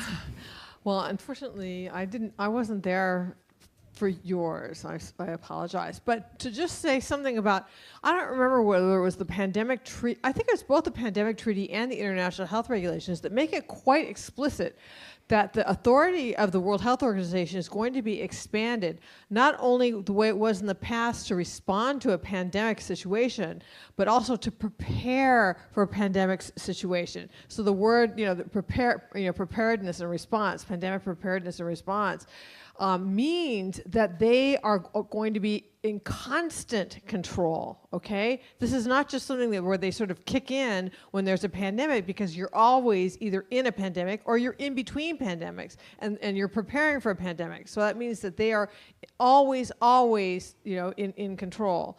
But in terms of, there was the second one on law, so that was yours. Mm-hmm. But you want me to talk about the third one, the one that Sebastian and I co-led? Yes. Okay, so The main points there, I think we're summarizing the main points. May I just encourage us to have some sort of time frame? So we've got an hour.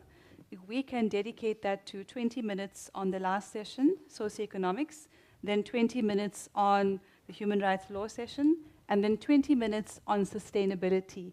Your ideas on how we can support this work and grow it. I think we would have had a fantastic 1 hour together. So we have another hour, like we're ending at 5:30. Is that what you're saying? 20, 40, okay. 60. Do you want to do the second session now? No, go ahead. You okay, started, all right. so go ahead. All right. So in the can we just wrap up the first session? Okay. That would be the take-home message. At least for me, one take-home message is really that we scientists advocate strongly now for an urgent call for the separation of science from politics. No more political interference in the scientific world. I would like to say that we only not need to separate politics from science, but we also need to separate big business and non-governmental organizations from science. The whole basic thing about science is to be independent. Yes. And that seems to have been forgotten for a long time ago. The funding comes from the big business, and who funds, they pretty much tell us what the science may publish. And that's the big problem. Also, not what is published, but what is not published. That's also very important to know. And the results which are not wanted, they are not published. I have to be opponent here because if we think, for example, this climate change science, it's totally based or it's from the politics, the whole science in the climate change. So how do you separate these things now? It's impossible. If you wanted to come into the real science, you have to abandon the whole climate change science because it's a fraud from start to finish. So you cannot separate science and politics from each other. The resources that you put in the science in the certain field is always a political decision. Right, I would have to agree with that. In that the documents themselves from the World Health Organization fuse science with politics. Yes. So the whole idea of one health, right?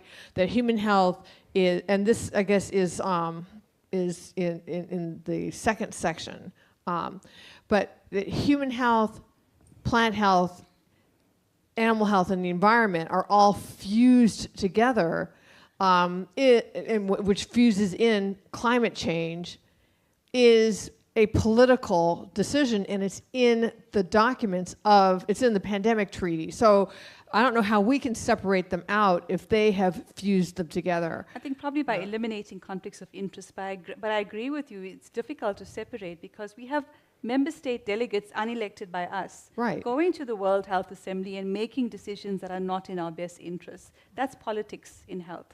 I think it's very easy. I think it's very easy to separate science from politics because science is just a method, right? It's a scientific method. And even climate science can be addressed by the scientific method.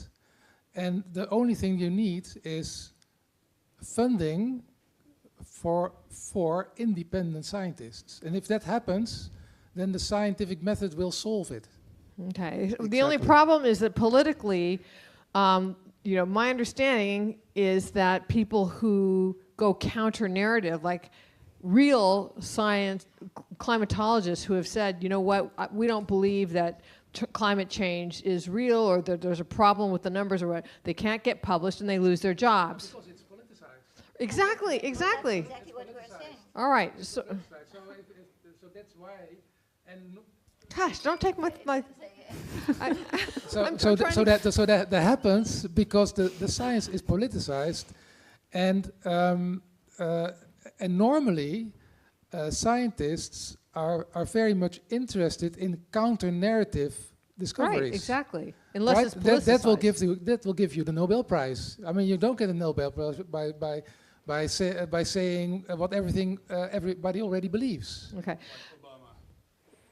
Yeah, Like that's Obama. but that's a political. That was a political prize, Okay, of course. so I wanted to just talk a little bit more about the point that Tess is making, and I don't know if these are the things that you were talking about this morning, but there's something in the International Health Regulation Amendments that requires every country to appoint an International Health Regulations Authority. Is that what you were talking about? Okay, so then this is separate. So this is something that's really important for people to understand, is that every country, every member country is supposed to appoint an IHR, International Health Regulations Authority, who will be answerable to the World Health Organization, not to the country itself, and whose job it is to ensure compliance with the World Health Organization's directives, including by changing the legislation and the regulations of the host country so it will conform to the World Health Organization. And so the real problem here is, what if this IHR authority is something that the country, like the health ministry of the country, and then so then the health ministry says, we think that everybody should do this, and they're parroting the World Health Organization, and people think that that because they are the Ministry of Health for whatever country, that they are acting on behalf of the people of the country, but actually they're taking their directives from the World Health Organization. To the IHR focal points. Exactly. It's either called IHR Authority or IHR Focal Point. There are two names for them, and people need to understand that. That's, I think, pretty dangerous. Yep. Right. I think conflicts of interest are really important to educate people about, because many people don't realize that almost 80% of the World Health Organization funding comes from voluntary contributions, and these contributions are from drug companies, from wealthy individuals, in particular Bill Gates and his associated organizations like the Bill and Melinda Gates Foundation and Gavi, which is the Global Vaccine Alliance.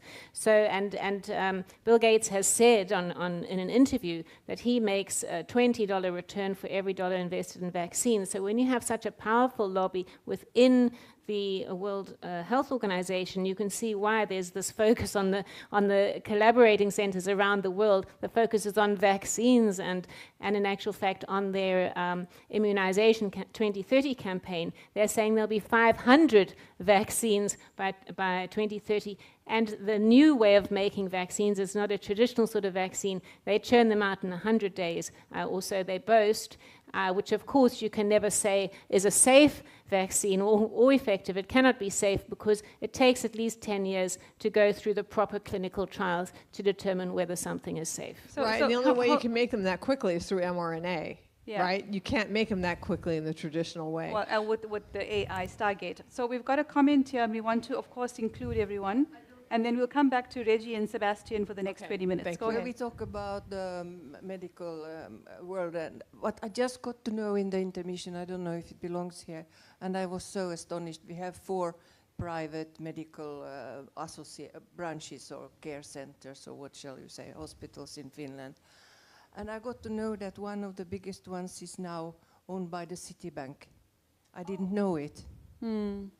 Health Banks is, again. disease is big business. A disease is big business, and we need to recognize this and really take back responsibility for our health and not engage in this corporate industry. Yep.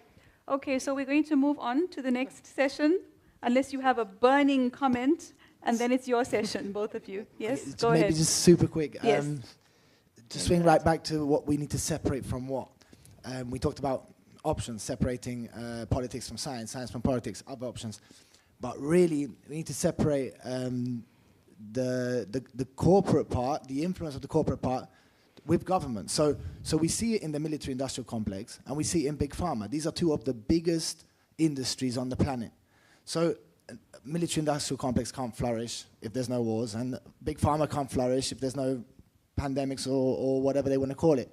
So that is the most dangerous, let's say, tie or link, which, let's say, heads, is the start, it's the beginning of all the other concepts that come about it. So I think the issue here is that too many governments are doing the will of the huge corporations. It's crony capitalism at its finest, and we see it in perfect real-world examples. So I think now the question how to influence that and how to do something about it is a huge question, which is for another day. But I think that's the origin of the issue, and that's why we're seeing these cartel-like deals being made in both these industries, the war industry and the big pharma industry, and that's something we have to really keep into consideration. Very valuable comment, Sebastian. I think I referenced earlier a couple of bills around conflicts of interest, but we'll come back to that. Thank you for raising that with such clarity. Next 20 minutes, all yours. Okay, so there were 3 things that we dealt with in our 20 minutes.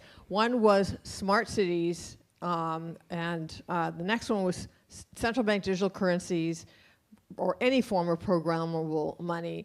And then the third was digital IDs. So in terms of, digital IDs, I guess the take home is that the World Health Organization has been promulgating throughout the world digital IDs, and that they're the digital health IDs. So the idea is, in the beginning, to be tracking people's vaccination status, maybe for the next pandemic, but then it can also be used to serve as the platform for general just IDs, which I believe is the precursor to the digital ID that is articulated by the World Economic Forum, where they're tracking everything about you in digital format and putting it in one place. So that you would need a digital ID to open a bank account, access healthcare, travel, own a communications device such as a laptop or a cell phone, participate in social media, even pay your taxes, and access government benefits. And then if you step out of line, if you criticize the government or if you refuse to be vaccinated when they have a mandatory vaccination campaign, you can be shut off from any of these, of these aspects that are necessary to human existence. So that's the digital ID. Then will go together with a central bank digital currency, and I would include in this stable coins, which is what we're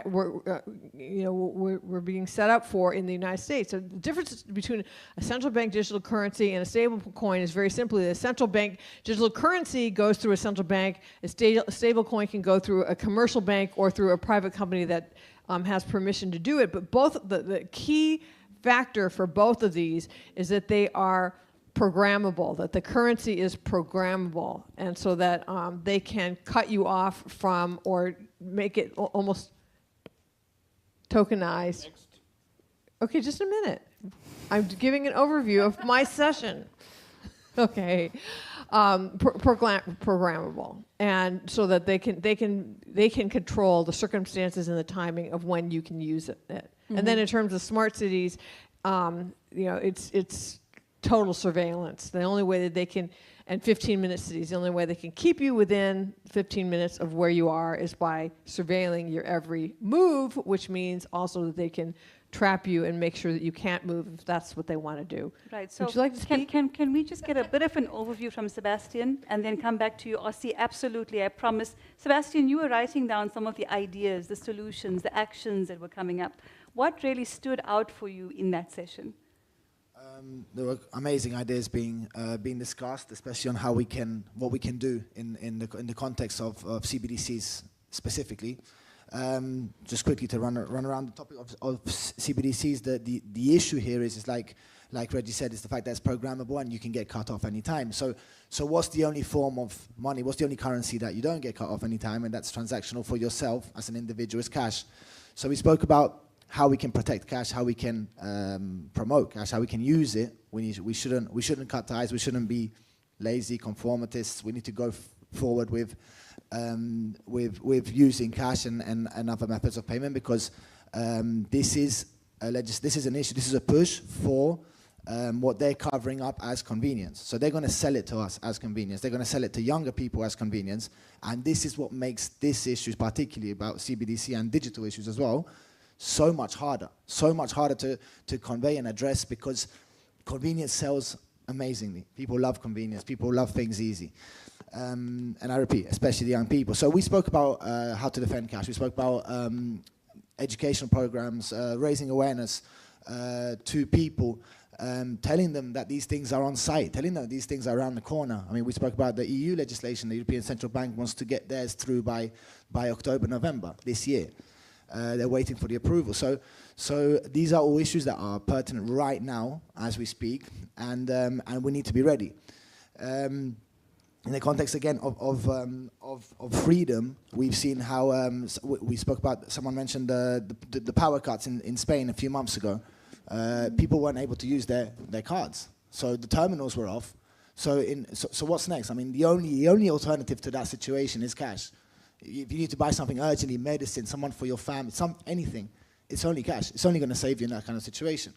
So these are things we need to keep recalling. We need to keep repeating, because otherwise, these are concrete examples of things that could happen very soon and leave us with no alternatives. So I think those are the issues. And political pressure, put pressure on politicians who are not aligned with us and who are completely trying to basically sabotage our freedoms. Very good, thank you. Ossi.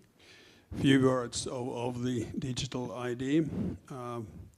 Think now first, what is passport? What is passport? It's just a piece of paper. It's actually already digital ID in the database. Everybody of you are just info in the database, and the passport is just a piece of paper. And if you lose this piece of paper, they can print another piece of paper again. Digital ID is already here. And you actually don't need the passport. If you go to the desk in the airport, they just scan your face and then you are through. And this can be done already. It can be done with the piece of paper. But digital ID is already here. Everything that you can fear from digital ID can be done already. The same applies to the currency, any currency. It is just numbers in the bank accounts. And if they want to shut us out from the credit cards or watch what we are buying, it can be already done. You don't need the central bank digital currency here. It can be done.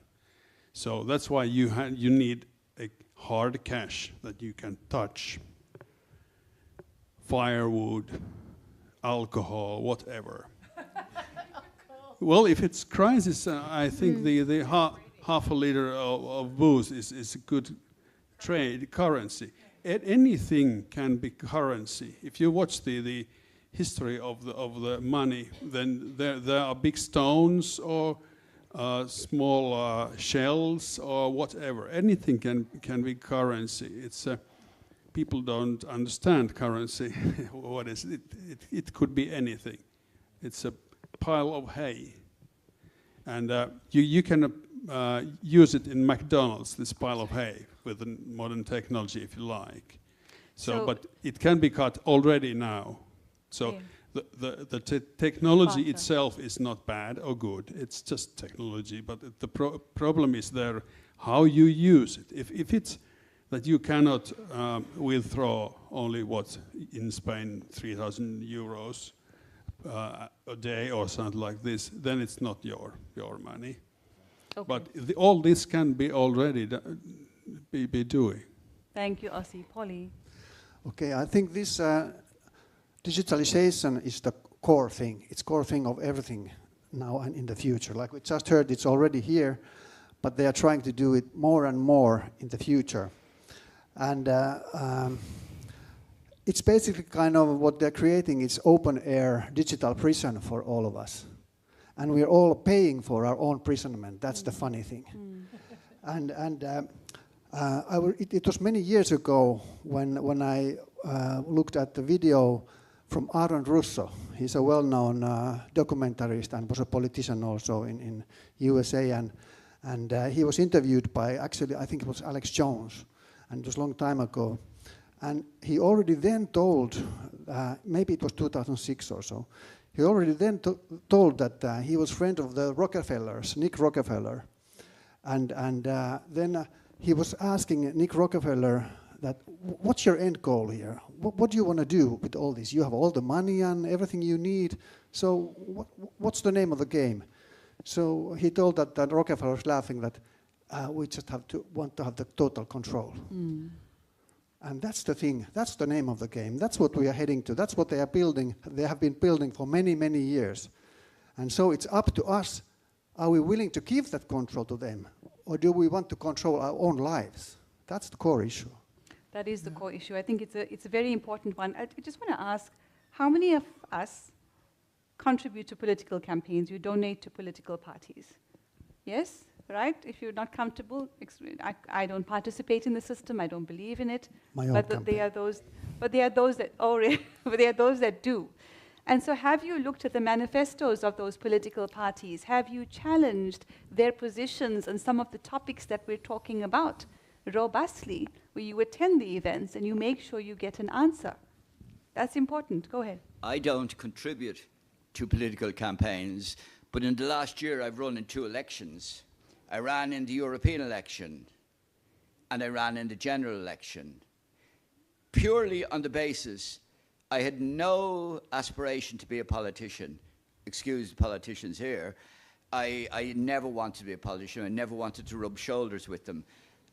But what I wanted to do, I was using it as a cheap vehicle to get my thoughts across, because you could get a pamphlet or you could get a leaflet into every home in your constituency for little or nothing. You didn't have to pay the postage. And so I printed out all the fabulous things about me. Well, I couldn't get all the fabulous things about me onto one piece of paper, but well, apart from my modesty. But so I didn't contribute to a political party, but I spent quite a few quid in over the last year, probably between 10 and 15,000 euros in the last year, trying to get out my thoughts on 2 things: on anthropogenic global climate change and on COVID. And as I say, you asked the question, did I contribute? Yes, I did, but I contributed to myself. And by the same token, the funny thing about it was, you might well ask, how did I do? Atrociously. But I polled very well in the first preference votes. And somehow or other, and you know, I'm not a conspiracy theorist, but somehow or other, my second and third, we work a proportional representation in Ireland, where they take your second and third and fourth and fifth and 15th preference on the ballot card. And for some reason or other, where all the other independents collapsed behind me, they should have been counting their second preference. Somehow or other, I got none of their second preferences, which defied all logic. So, as I say, I did very well in the first preference, and they were the people who knew me. But then the people who didn't know me, but kind of say I like his ideas, somehow or other. So I'm not saying that the election was robbed from me. I'm just saying that I'm very suspicious that somehow or other I didn't have a team to go in and watch the counting. I didn't even go to the count, actually. Thank you. So I think we'll leave it there for now and we'll move on. Ossi, last comment? You are in the same path as me. Okay. In 2018, I was in the same path as you were 2 years ago, something like this. If you want to influence people and make me influence, you have to go into the politics. You have to get into the dirty and dangerous politics. If you try to stick out to be a scientist, it's the avoidance of responsibility. You have to put yourself into the game. And in voting in Finland, there's a highest court decision that in 2023 elections, almost every circuit broke the law. But no police has studied nobody, nobody has got any charges, nobody has got any sentences out of this. Almost everybody, everywhere, they broke the law, and there is a highest court decision, but nothing has happened. Okay. Yeah. So I think Micah, go ahead, and then we need to start to move on. We've got 2 more sessions. Yeah. Go ahead, Micah, and then Martin, and then we'll move on. Yeah. Okay, just quick comment. Like, the whole problem, I think, is the banking cartel. So we look at our government, we look at the politics, etc., but behind it is a banking cartel that's ruling everything. And the banking cartel is not only owning the banks, but it's also owning many other industries, such as pesticides, the whole industrial complex, the pharma, etc., etc. Everything, it turns out to be connected to and controlled from the top. And this cartel should be attacked. Like a cartel is not allowed. A cartel should be, there should be a cartel overview, but the people who should be doing the overview are also working for the cartel. So I think this is the real problem, and we can look at the politics and so on and so on. But like, it's of course, it's outrageous that the Canadian truckers, they would lose access to their bank accounts immediately, and this could be done for anything at any moment. Okay, so my take-home message is, so I don't know how many people are watching this digitally. I imagine more people are watching this digitally than not, but my take-home message is that the future is analog. And because that's your protection against all of these things that were discussed in this session. So the future is this, right? The future is meetings like this, analog, face-to-face. Absolutely, and bringing back flyers, right? Exactly. Yeah, bring back flyers and bring back the stencil machine. And back to nature, because we are these high-tech environments that are being created for us are extremely fragile. You just have to see how everything has been electrified, and down to getting water, flushing the toilet even. And if there's no electricity, the toilet can't be flushed, and you can't get water to wash your hands at the basin, and you can't dry your hands. Yep. So it's a very fragile environment, and the obvious solution is just for us to get back to nature, because nature works. Right. So we've got about the banking.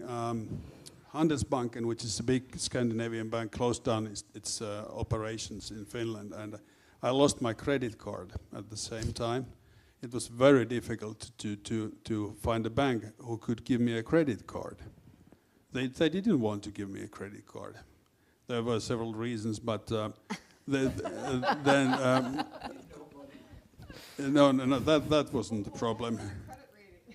It's a best one, but they didn't want to give me a credit card because I'm a politically exposed person, etc. And but there is a rebel bank in Finland. I cannot name it here, but there's at least one rebel bank here in Finland across the Gulf. But I cannot name it here. But the Finnish bank sector is not unanimous. There are different kind of banks, small, middle-sized, and big ones, and there are rebel banks there, if you know what to look for. So there are options, at least in Finland, and there are bypasses, if you know what to look for. Thank you, Ossi. Okay, great. We've got 2 more topics, and that is the human rights law aspect, and of course, how do we build this movement? And we've got 30 minutes, so we've got to have to be very smart and very concise. So I just want to highlight this slide from Micah and my session this morning, which is the UN's expanded emergency powers, which probably came as a surprise to most of us. We've been very focused on the WHO, which is an extremely important topic. But we know these agencies operate under the auspices of the UN, which is an unelected and highly controversial body. And so we identified these at least 10 emergencies as defined by them, that they want standing authority over. They've softened the language to say, no, it's not standing, because there was pushback. It's now convening and operationalizing and ensuring there's no misinformation and disinformation. It's interesting that you mentioned, Sebastian, the two items that were foremost on your mind is the big pharma and the weapons industrial complex, and those are the two that I'd, highlighted in bold at the top because of the nearness of these types of crises in our lives right now. So do you have any thoughts on these emergencies that they want authority over, or the fact that they want authority over? Let's hear from our audience. Any thoughts on this topic? Were you surprised? Do you feel like they're not going to get this authority? Do you feel your governments might let them? What they would need to do to get that authority is to make more of these things happen, right? The more this happens and the more they can prove your governments can't handle it, the easier it is to establish the one world government. Any thoughts, questions, or ideas? Yes? I think our trouble is our government wants to hand it over, because then when things go wrong, they can say, oh, we were told to. Right. Good point. And your government is, Dr. Jones? UK. Mm-hmm. The UK government. Uni-party, yes, absolutely. I think the whole issue is this problem, reaction, solution thing. That they're creating problems so that they can hand us solutions which serve their purposes. And that's the whole idea behind this. And this is something what people need to also keep in mind. That's really one of the core issues as well. Yep. Has anyone mentioned the World Economic Forum yet, just in terms of... I think we did, but obviously there wasn't enough time to go into it in much detail. But the World Economic Forum, as we said, is the head in many ways, but there are also strings operating above that the front, which is the World Economic Forum. What's so interesting is Klaus Schwab has stepped down as chairperson, right? But if I remember correctly, he's been replaced by the former chair of Nestle, BlackRock. Larry Fink? Right? So these are the kind of people who are running things. And the reason I thought of the Nestle guy is because he's the guy who said water is not a human right. But they're busy stealing water from various communities and selling it back to us for a profit. We've got to protect our water. We've got to protect everything. So that's interesting, because so as a scientist, you're always interested in the unknown, right? So the WEF, the World Economic Forum, is the known, but what is above that? What is in the unknown? Anybody has any idea about that? Banking Qatar. Yeah, I think there is a... Bank of International I did some Settlements. research into like who's above it, and it is like it's a group of cartels, like so Shell, Goldman Sachs, BlackRock, and so on. And above that there's the Trilateral Commission, and then above that is the Rockefeller family and Rothschilds probably as well. So it's kind of a network. It's like a pyramid. Is a pyramid? It's a pyramid or a network? It's a pyramid. It's interconnected network. Yeah, well, there are several networks. I think you mentioned CLC, Climate Leadership Coalition. Somebody mentioned it today. Well, anyway, it's a Finnish origin organization founded by Jorma Ollila, Nokia's former chairman, and Antti Herlin, who is the richest man in Finland, some 10 billion euro. The lift company Kone. It's his company. He also governs the private media and most of the public media too.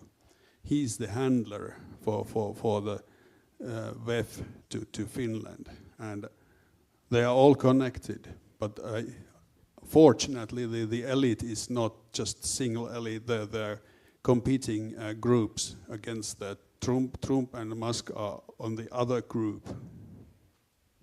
Yeah.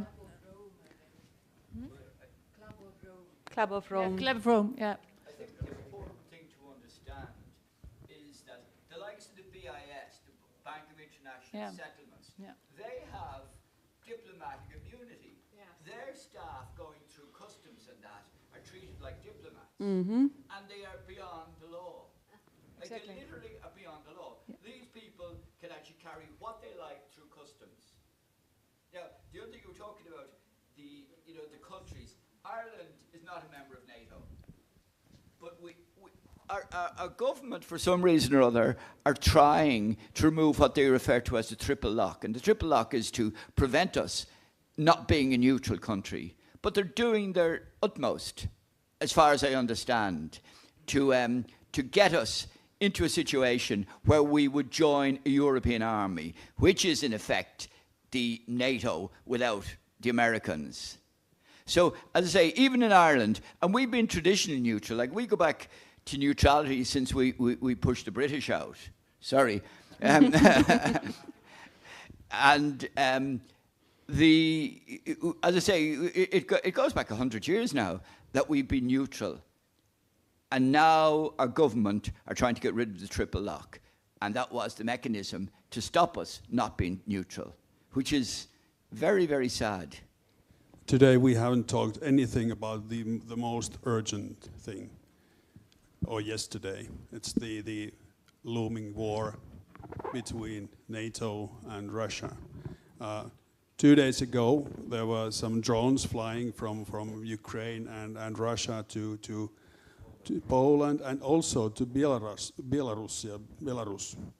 That was never mentioned in Finnish media.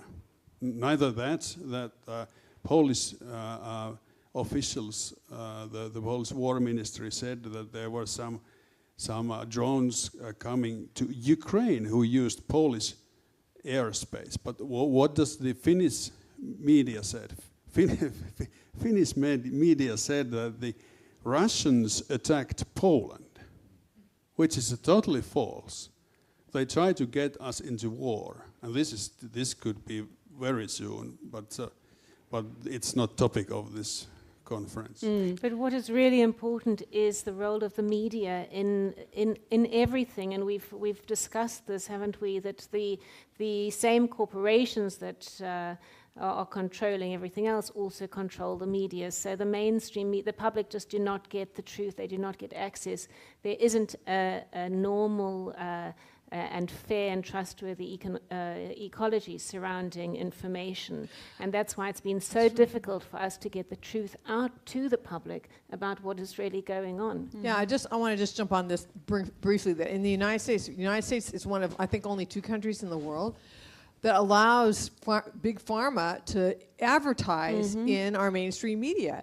So when you have such a very large proportion of the media being financed by big pharma, they of course they're not going to publish anything that's negative about the pharmaceutical industry or about the conflicts of interest of the World Health Organization or about the injuries that people have had from the vaccines. It's a complete shutdown of that. And so what happens is that the people who watch the mainstream media, they don't get any of this information at all, and then the people who watch the alternative media get the information, and so that we are living basically in 2 completely alternative universes.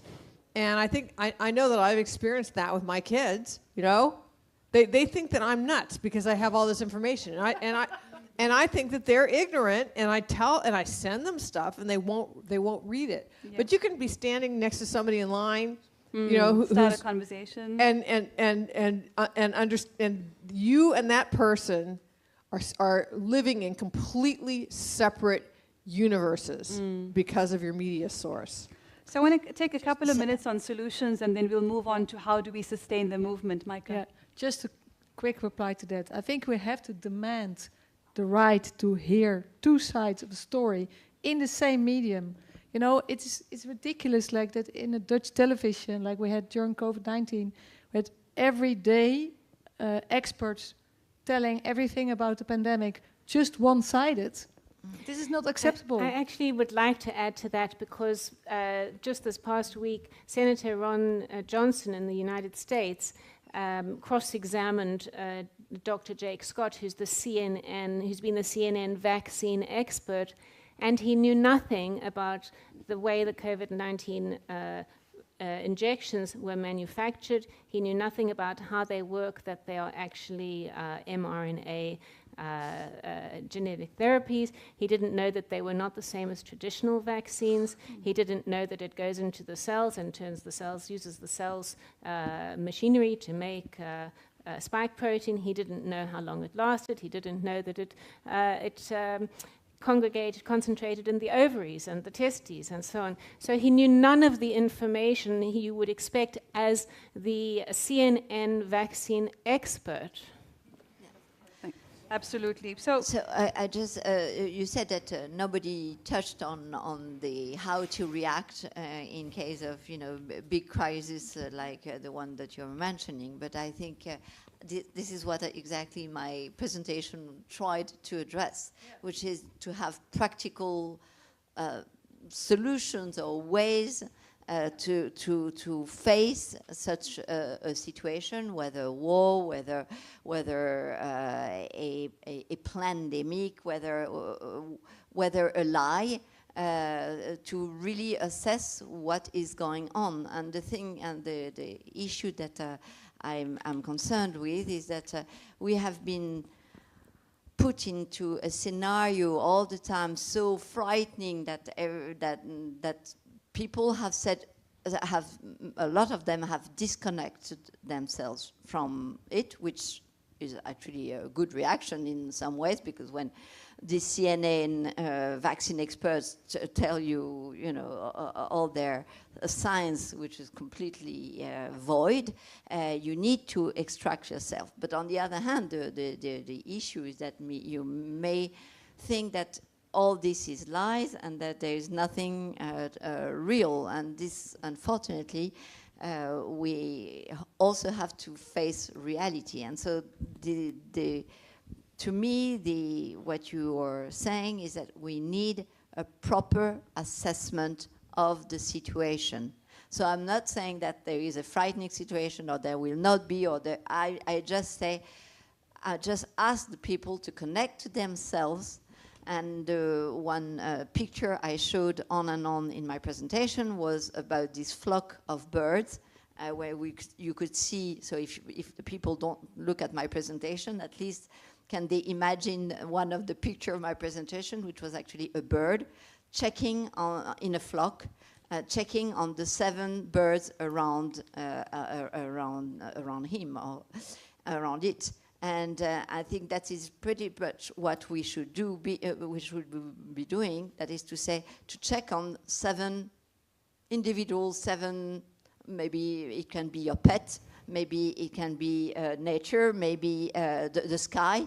But 7 real, tangible things that connect you with reality to assess the situation you are in. Absolutely, I like that very much. So.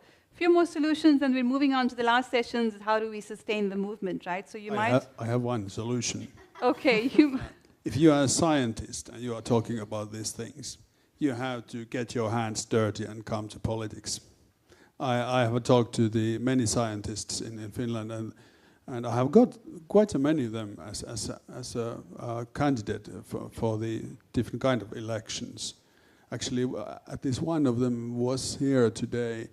I don't know if he's, probably yes. Yes, here it is. Welcome. And he's a doctor, and he realized during this COVID thing that, okay, this is totally bogus. So I got quite many of these things as a candidate. So you have to get your hands dirty. If you're trying to stay away from the dirty politics, you are not doing enough. So I think some of us are more effective from the outside. So I'm going to stay. I've been asked many times to become a politician. I'm allergic to nonsense. And so let me highlight a few solutions. This was a slide from yesterday. What can we do about the UN's common agenda? Just a reminder, you will get the slides. Educate yourself, advocate for sovereignty, promote decentralized solutions, build awareness, engage with civil society, and monitor developments. And then a solution slide for this morning's workshop. Educate and amplify, Action 1. Action 2, target ratification. Action 3, demand accountability. Action 4, build local resilience. And the final action is that be a defender of sovereignty. One last point before we move on is that there is another very powerful solution that we must actually highlight, and that is to use the power of the pocket. In other words, boycott those who benefit from abusing your human rights and from violating the rights of humanity. So when you follow the money and you know who benefits, such as but not limited to the pharmaceutical industry, you boycott. You find alternatives. How many people are still using Microsoft?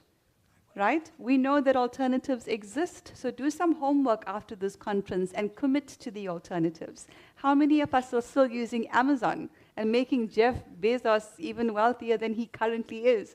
We shouldn't be doing that. Find alternatives. So I think that's a very practical exercise. Boycott those who benefit and profiteer from suffering, find alternatives or create alternatives. I'll leave it there for now in terms of our session, and let's move on to the last session. We have about 15 minutes. I still want to respond to Ozzy, because I felt a little bit spoken to, because I'm a scientist and I'm not into politics, but I must emphasize that also as a scientist you can make your hands dirty. Yeah. And that is politics then. No, it's not politics. No, it's not politics. Or it's strategy, right? It's strategy. It's not necessarily politics. And also, I think in politics you might also, as a scientist, be spending a lot of time outside your sphere of expertise and be very ineffective. So I think as a scientist, sometimes you're much more effective outside politics than inside politics. Yeah. You are not in the end games yet. Anyway, I think we're all important and all our contributions are valuable in this puzzle of life. A couple of bills that I mentioned earlier on, just as a reminder. Last 15 minutes, how do we sustain the movement? Because we never panic, we just organize. So there were two ideas that came through from Paulie and Martin. Let's hear from them and let's turn it over to you to hear your ideas. Go ahead, who would like to go first? You talked about crowdfunding, and Martin, you talked about memberships. Yes.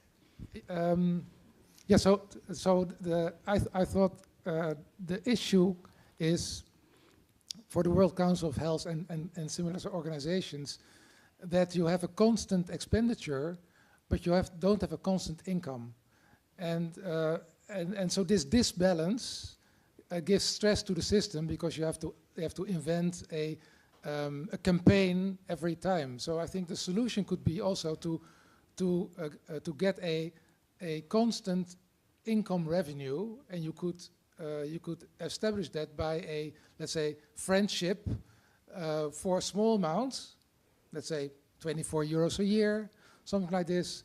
That's automatically paid, and it has two advantages. So first of all, you don't have to bother your people, the people that are supporting you every time with a campaign, and also the people that support you are not bothered. They automatically pay a certain amount, and then in return you could think of a sort of advantages like a reduction in the web shop, maybe special invitations, all these kind of benefits. Great, thank you, Martin. Yeah, I think it's important to contextualize it for the people watching who might not know anything about World Council for Health, and just to say that we're a people's organization. We are decentralizing, so we're not a concentrated power. We are decentralizing and making sure that countries have their own representation and are making their own decisions and supporting their own populations.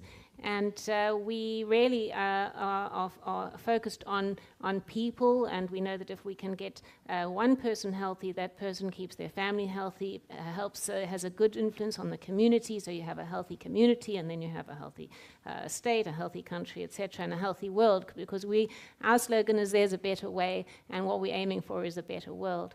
And we have no conflicts of interest, so we don't accept funding from big pharma, and we don't accept funding from big tech and all of these organizations that exploit, and they mitigate, or they have these foundations that they then use to make more wealth for themselves, and it's in this sort of fake philanthropy. So we really value the support from individuals, and mostly we are funded by members of the public who appreciate the work that we do. But there is obviously the challenge of being sustainable, because we like to get our message across. So mostly we do things for free. We give most of our resources for free. So we value ideas on how to keep a people's movement like this, a better way movement, really to get it really sustained and flowing. Thank you so much, Polly, and then I think Alexandra, go ahead. Okay, thank you. So basically, the organizations like, as you see, World Council for Health is doing a very good job and important job for the benefit for all of us. And like we just heard, basically from the heart, not from the money. And there are many people who would like to participate somehow, but don't know how. And we have heard some ideas here, for example, hand out leaflets or so. And I would like to, by the way, name one guy from my home city, Mario, who was handing out kind of, I think, 40,000 or something leaflets during the COVID pandemic. One guy. And I'm sure he made some kind of difference. So that's one thing what you can do. But maybe the most, or the easiest thing is to make a financial contribution. And then our job is to do, make it possible for people to do that contribution.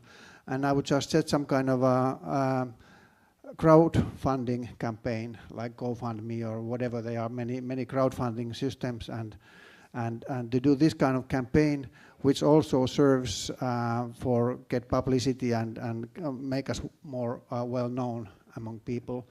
And I would really encourage people to make this small donation, €1 from one person, multiplied maybe a million times, so it makes a big difference. And the opposite side is having endless resources of money, but we have endless resources of people and humans and human minds, and that's what we need to use. So please come along, and I think the best way at this point is to make some little contribution. Nobody's becoming rich or putting it in their own pockets, but for our own benefit for all the people of the world. Thank you, Polly. Alex? Yeah. I just wanted to react on the slide here with the don't panic, because I don't even want to panic, because I think the most important is not to fear, because at the moment you are in fear, you already are in the wrong attitude for reacting properly in order to, once again, assess the situation you are in. And those fishers, I think that instead of saying don't panic, organize, they should say assess the situation. Is there a shark? Is there any danger? Is there something going on? Is there a tsunami or whatever? So assess the situation you are in, not they tell you you are in, or not your neighbors tell you, or the social network tell you. Assess the situation you are in and cut the voices from those who scare you in order to remain proactive into your own life. This is. Thank you, Alexandra. So we really want to grow our country council network to beyond 50 countries, right? 194, 195. And so to do that, to be able to expand into more countries in Europe, to be able to do the kind of work that World Council for Health Estonia is doing, it requires ideas, it requires support. And so do you have any ideas on how we can expand our country councils? Maybe you know people in a country in which we don't have a presence yet that you could connect us with. Does anyone come to mind? Any ideas come to mind? I think we have had quite a few connections over this Yes. 2 days. So certainly it's been a very empowering experience, both personally and for the organization. You can just see we're going from strength to strength with the wonderful hearts and minds that we have attracted to this meeting. Wonderful. So we have, go ahead, Polly, and then I think we have a little appreciation moment. Maybe it could be incorporated in this crowdfunding project also, this... Country councils? Yeah. Yes. Thank you. Thank you one so of much. one of the things that we did learn at the end of the day was a new word, which is the value of being an international council that listens and learns from other countries. We learned a word from Japan called ganbaru, and we sang a song, the word means let's do our best. So that's all we can do, and that's what everybody has been doing here these last 2 days, is our best.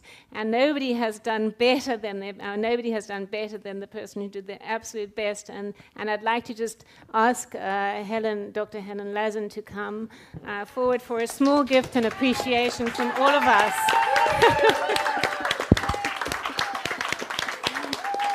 Can our tech team put the conference banner at the back? It's so beautiful. So we have WCH Estonia there at the top. I'll just close this one. I'll just... Thank you.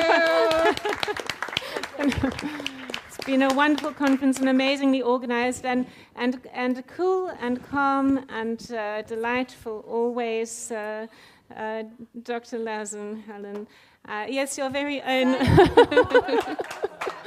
game I of was waiting for this personally from you. I was about to, and I did order it from Amazon like 1.5 months ago, and my card didn't go through. Oh. That's true. And then I was thinking, whatever, maybe I get it from the original source. Well, you have a signed copy and it has a quote. Yeah, Would you... that's why I wanted to order it in advance when you're coming, so I can get the sign. But now I got both from you, and I'm so thankful. Thank you so much. What does it say? To Helen, thank you for being a woman with me. A warrior. A warrior. Yeah. Wow. Not a warrior, but a warrior. Okay. The best way to fight Evil. Yeah. evil is to make Energetic. progress in the good. Yes. The best way. The best way to fight evil is to make energetic progress in the good. I think we did that this week, didn't we? Yes. Thank you so And then I just want to. Wow, a lot of people. Yes.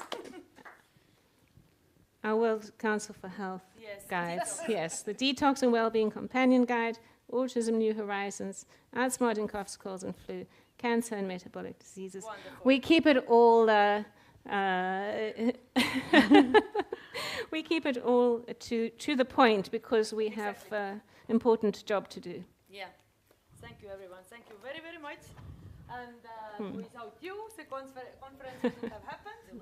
But with you, we got the great one and the best one until now, what we have had in Estonia. Yeah, Thank so- you so much, everyone. Helen, may I just say, Viva Estonia, Viva. Thank you, Shanna. Thank you. Thank you, everyone. Eita, yeah.